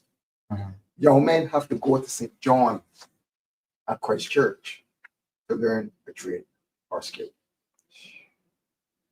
That is the reality. So if these are the little things in our communities are happening, so well, there are one or two bad apples. As you rightly said, Doc, you got to be careful that it doesn't start to spread. Because you could walk through a lot of these communities now. And you can see the young men just sitting down, playing dominoes. They might not be doing anything bad, but they're idle. But when you get out the car, you go to them, the first thing they tell you, I want some work. Yeah, I want some work. And then we need to start to reset the minds of our young people. I do not understand how in 2025, the goal of young people, you know what the goal of most young men, I can say here, the most young men I meet on the road, they want a job in water authority. That is it. They want a job at the water authority. To do what? I don't know, but I just want a job in water authority and give me some tenure, and I want to get serious about my life. But there are other opportunities out there that young men can do. What we also need to make sure that we are teaching our young people is that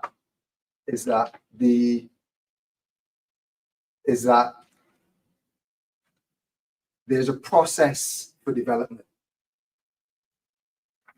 They see some of us made it to our professions, but they do not know the story or the path that we had to take to get there.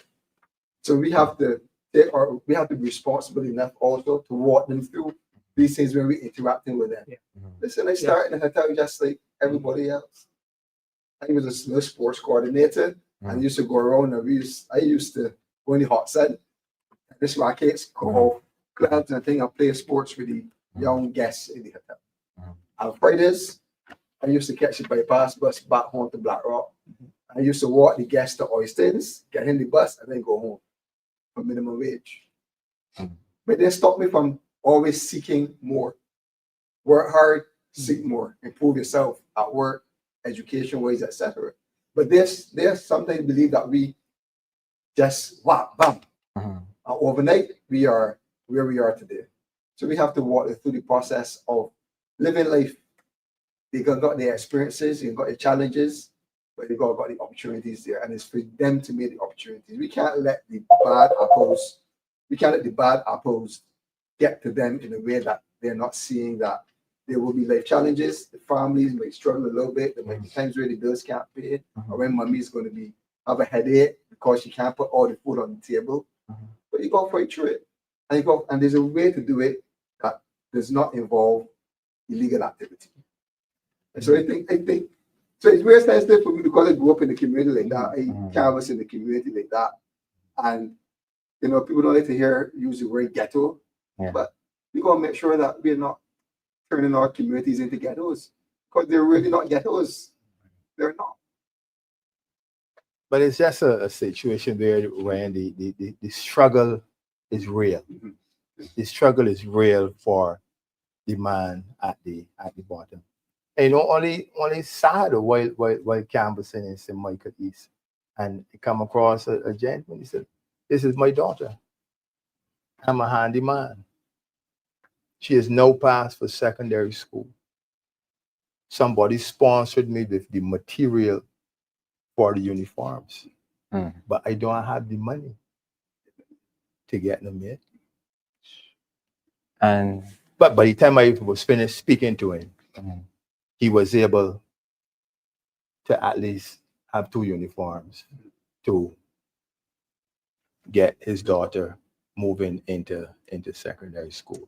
And as you go through the constituency, when again, we have it's working class, mainly working class constituencies, and persons are really tired. They just feel this sense of hopelessness. There's nowhere to turn, right? I want some work. You can help me with some work. You know, and this is not anything that is not known to this government.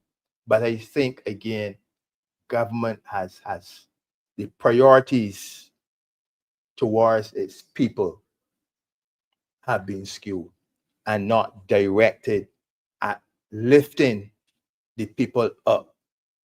I think it I don't know. Sometimes it's hard to speak of what you see, right? But situation is real.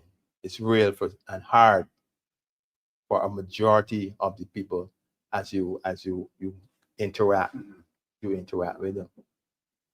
I want to go back to something that Ryan said in regards to, people see us now in our professions, but they don't understand the struggle. So speaking about role model and hero culture, like back in my time, you had people that you aspired to be. You wanted to be the next Michael Jordan, or you wanted to be Obadeli. You wanted to be a performing artist and actor. You wanted to be somebody. There was something there that you could aspire to.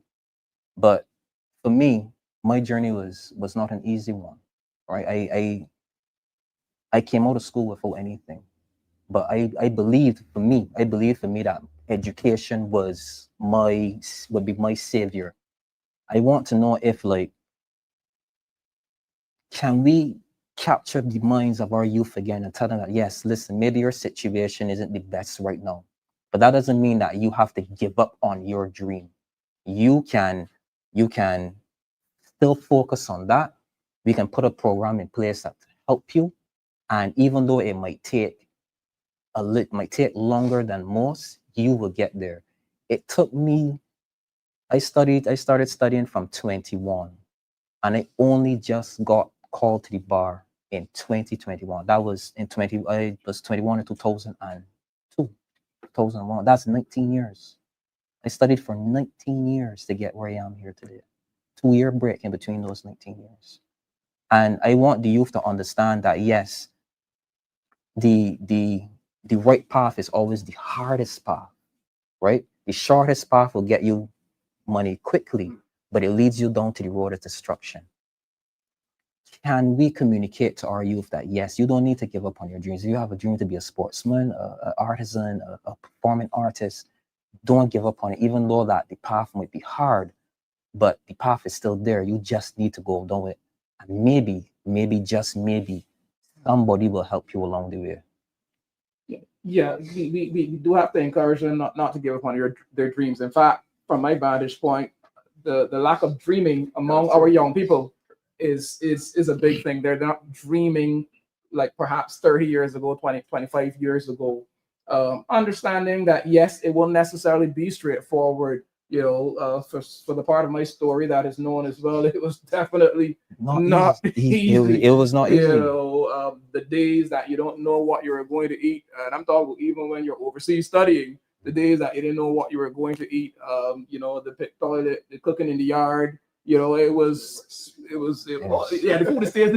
food up there tastes nice, in the yard. But it is so, yes, hard work is required, and that is a given, but encouraging them that they can do it. There are many examples of persons who have endured very difficult, dire circumstances and have managed to break through to become what they wanted to be. Government, even as an opposition, and all Barbadians who have passed through dire circumstances. I think we need to continue to look for ways to engage, to encourage, to get them dreaming again, and providing opportunities. The trickle-down approach clearly does not work. And in fact, you will probably have a challenge finding a country or jurisdiction anywhere in the world where trickle-down economics really works. The idea that you take care of the top and the people at the bottom will benefit. You know, you'll get some crumbs here and there, but that doesn't usually work. We're people are the focus. Not that they will benefit by the way, but where our young people are the focus, getting them dreaming again and providing opportunities in disciplined environments like the Defense Force Sports Program, etc., for them to be able to pursue their dreams and to become persons that they want to be productive, earning members of society. And Ryan's point is valid because I hear that as well. I just want a job. You know, I just want to be able to earn a living and to be able to do things. That is the cry from so many persons out there. Okay, go ahead. In the communities, right? There are persons that we can, I'm sure that, but I can identify, I'm sure that Grainger can identify other candidates who knows the residents so well. I got guys that I can call on if I want to find out who is skilled in any area, whether sports or any other thing. They got guys that put together football, they got guys that put together basketball, they got guys that put together, if you got the work at least we do in the community. We need to lean more on the positive community influencers, right? We need to go for the positive community influencers. The guys that are doing positive work, working with the young men on a Saturday mornings, Wednesday nights, those positive people in the community and support those programs. I think that's where we're falling down because these guys have the respect of the men, the young men who are in their charge. I'm telling you, if you just go to some of the either practice sessions or the little groupings that they have, they can get the guys to do what they want. And the same way they can get the guys to do good things, they got elements also that can get the guys to do bad things. So we got to support those good things in the community.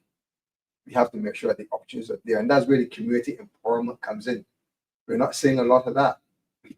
Right? We're not seeing, you got to talk about Northwest because we have a hard court.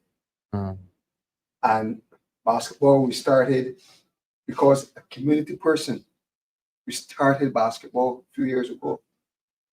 If it's one of the things that I do when I have my picnic, I recognize at least 3 persons a year that have done well in community efforts. Whether it's a church, whether it is a social group, whether it's an individual.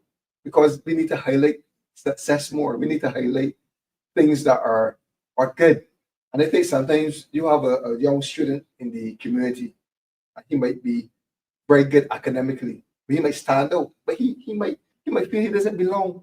Or she might feel they don't belong because you know what? I stand out so good. But it's something to be proud of. You should be proud of your achievement. The same way how a top footballer from the area is proud of his achievement to make the national team. You know, so we have to really get into the people. We have to use positive community practitioners to really get the results that we want, the positive results. But as I said, for every positive, there's some negative out there who has just as much influence and that can turn these youngsters into doing bad things. Agreed. What I would say is that I would like to impress upon the young people that education is the vehicle, that vehicle that will move you from poverty to satisfaction. If you remain focused with a clear vision and thought for what you want in your life. It may be hard at first, but the battle may be tough, but the victory is always sweeter. It is. Right? And you spoke about the community center in your area closed. And while going through the constituency, Michael East, people complain that the pavilion on Blenheim B, which was Benfica's area, has been closed. Nowhere for those young people who might have some good ideas to go in and sit down and discuss. And back in the day, you St. Michael East was a real sporting community. You had Benfica with 4 football teams. You know, you had Ivy Rovers. Ivy Rovers netball, and St. Barnabas was the Glory Girls in Barbados netball back in the day. These are now all delete that comment. barely Dried up. yes, dried up. But have no fear. Have no fear. These things will come again. These things will come again. So I that is my thing as it relates. And I just saw that there was a message on the board that saw about 60% of the students leaving school without certification. Mhm.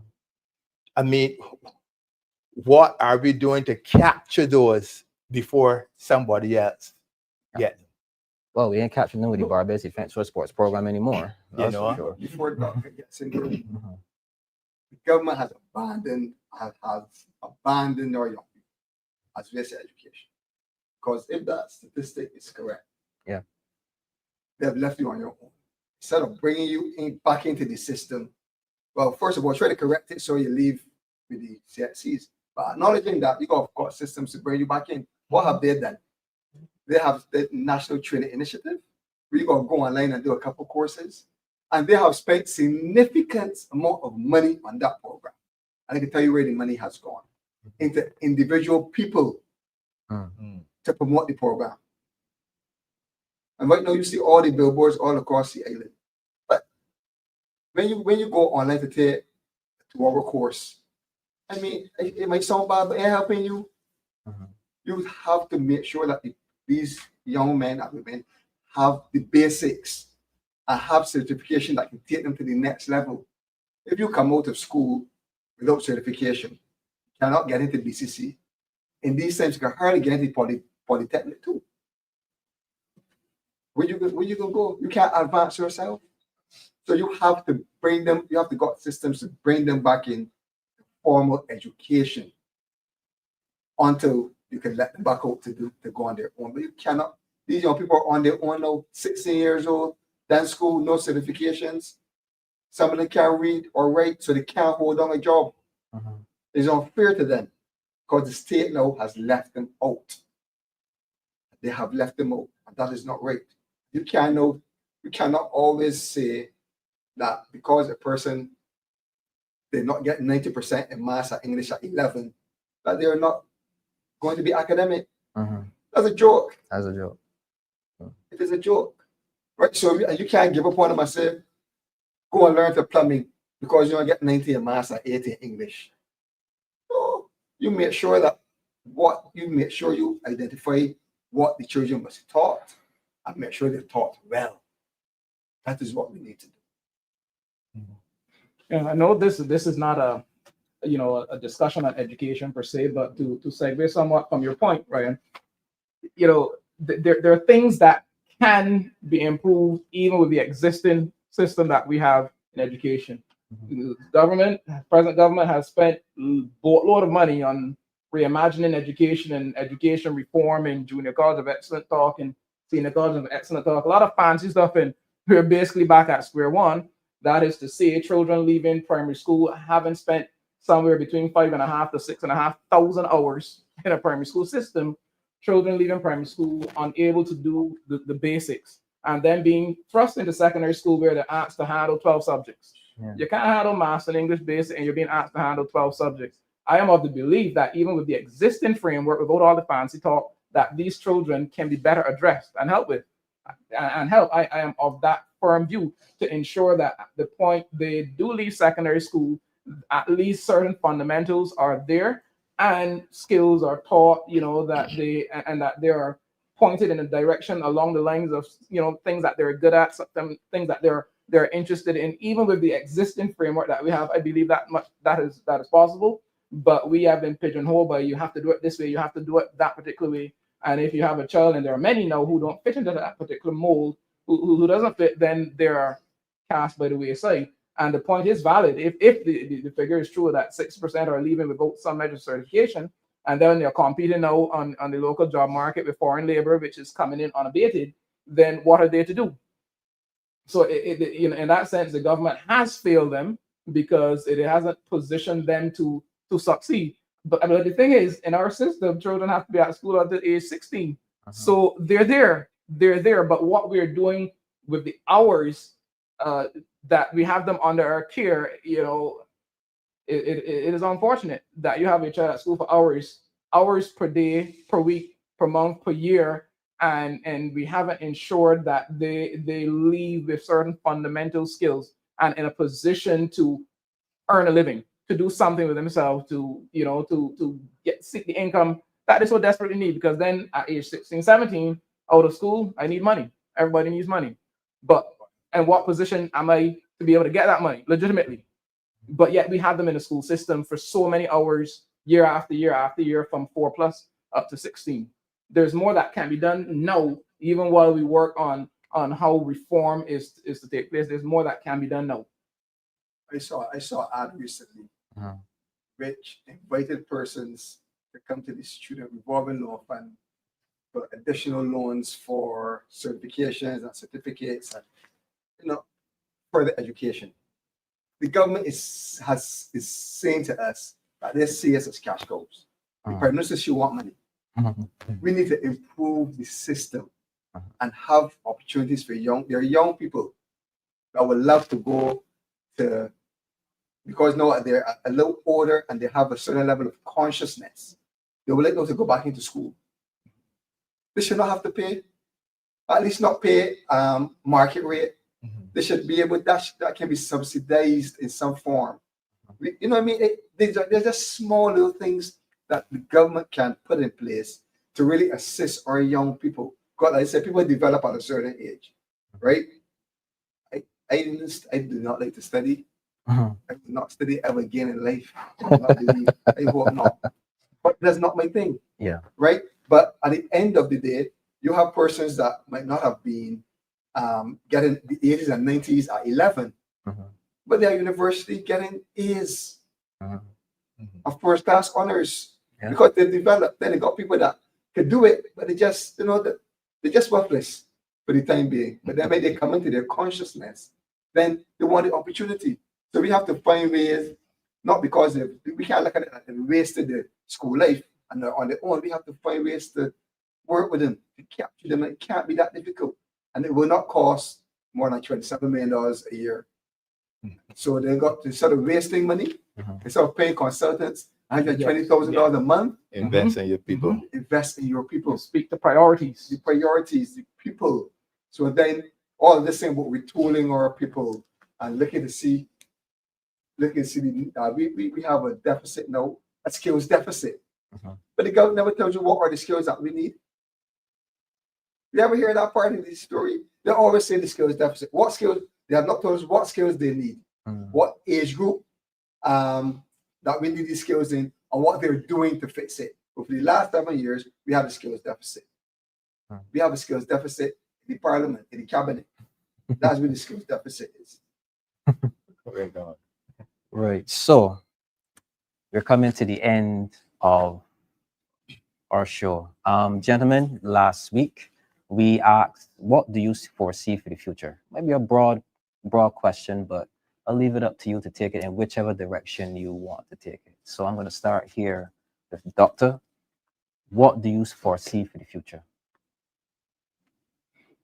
Actions do indeed have consequences, whether on an individual level or government level. So I believe if we take appropriate actions, prioritizing people, as opposed to prioritizing the top and hoping for a trickle-down effect to benefit the people, that if we prioritize the people as first priority, that you know things can be turned around. It doesn't have to continue on a dire straight. I'm not saying it's going to be easy, but I foresee a future where once we get our priorities straight, that Barbados can once again be a preferred place to be. Yes, overall, you see the trajectory the world is on, but Barbados can be a preferred place to be. Once we have a leader that prioritizes Barbados first. I mean, after all, you're the leader of Barbados. You're not the leader of the world. You're the leader of Barbados. And I do believe Barbadians should be deciding what happens in Barbados. as opposed to outside interest. And once we get that right, that we can see better days. I'm optimistic. I would say we have to lift our people up from out of poverty and frustration and into hope. Not with fancy speeches and long talk, but with initiatives that are people-centered and geared toward the upliftment of people. Whenever Barbados is in trouble, it is the Democratic Labour Party that has to pull the country out. Yeah. We are at the stage right now that we need this country needs the Democratic Labour Party again. And I'm saying that a Ralph Thorne-led Democratic Labour Party government will bring about these people-centered initiatives to lift the ordinary man up, not by giving a hand out, but a hand up. Gotcha. To bring them to that sense of hope, where they once again begin to feel that self-worth and importance in themselves and in their country. I will go in a slightly different direction than my fellow panelists here. I foresee if the government continues on this path, it's going to be a lot of pain because they have not shown that they have really put people of the country first. People of the country first. And it is hard to correct, even for them, to correct some of the errors that they have made because they're too far gone. And I suspect that we have to buckle our belts and we have to brace for the worst. And I would implore Barbadians not to fall for the gimmicks, not to fall for the $200 or $300 that they may get in some consolation for their commitment to this government. They voted for the government, right? So the country did make a commitment, but their trust in this government. But I would ask the people of this country to look in at the Democratic Labour Party and to give us an ear and to allow us to speak to them and to allow us to share our philosophy, share our plans and goals that we have. To Grainger's point, all of which should be people-focused policies, because without people, there will be no economy. So that was our program tonight. Remind everyone of the topic is the Foresee or Foresees, which is cost of living, crime, corruption, and culture. I want to thank our panelists for coming out tonight and continuing to show your commitment to getting the message across to the Barbadian people and the rest of the diaspora. So thank you for joining us tonight, and we wish you all a very good night. And I would like to say that it is darkest before dawn, but there is light at the end of the tunnel. And that light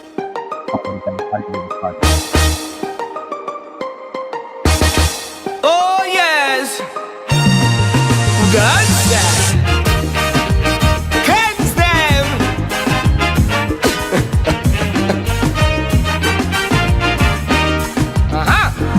Hear the cries in the streets at night. So many dreams gone out like light. Youths them caught in a system cold, chasing shadows that take their soul. But the rhythm of hope is strong. Feel the beat, guide us along. Plant the seed of change in the ground and reap the fruits of love from this song. I'm sure we can rise from the shadows as we shine.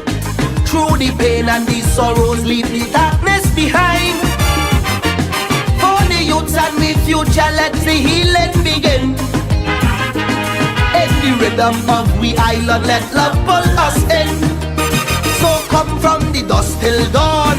As we rise up every morn, we'll fly through the skies like plane. All people will rise again. Hand in hand is how we'll start. Everyone can play their part. Man, woman and child come in. Let the cleansing begin. Come on, cleanse them.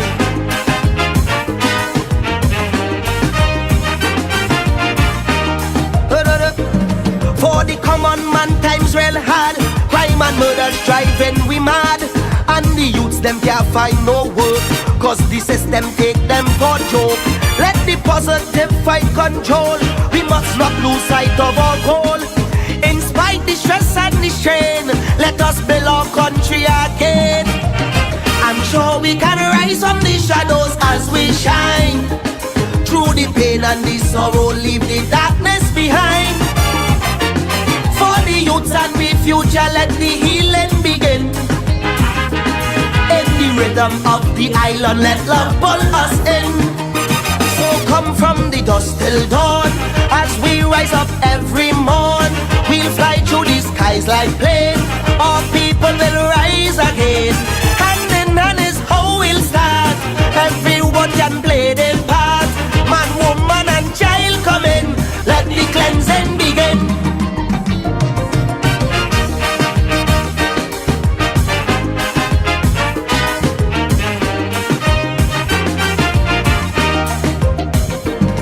Politicians drive the nice car, while the poor man bite the finger. Oil money blow away like dust. The people don't know who to trust. But every crisis we will master and rise to triumph from disaster. We will cast the evil away. We make the solemn pledge here today.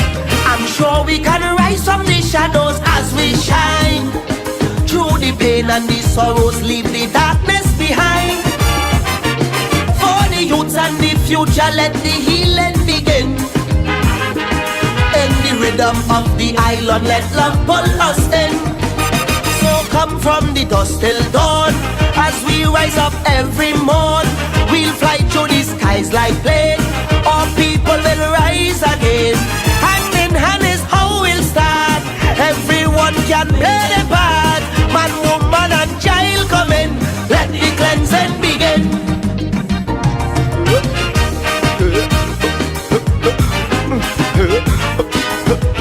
Clean the heart. From the ghetto I born and grow, I learned to make joy from sorrow. Though my story was hardship and pain, I see the blessings falling like rain. And every time the setbacks would come, I keep the faith and weather the storm. With every step and toil I strive, just to keep my dreams alive. I'm sure we can rise from the shadows as we shine. Through the pain and the sorrows, leave the darkness behind. For the youths and the future, let the healing begin. In the rhythm of the island, let love pull us in. So come from the dust till dawn. As we rise up every morn, we'll fly through the skies like plane. All people will rise again. Hand in hand is how we'll start. Everyone can play their part. Man, woman and child come in. Let the cleanse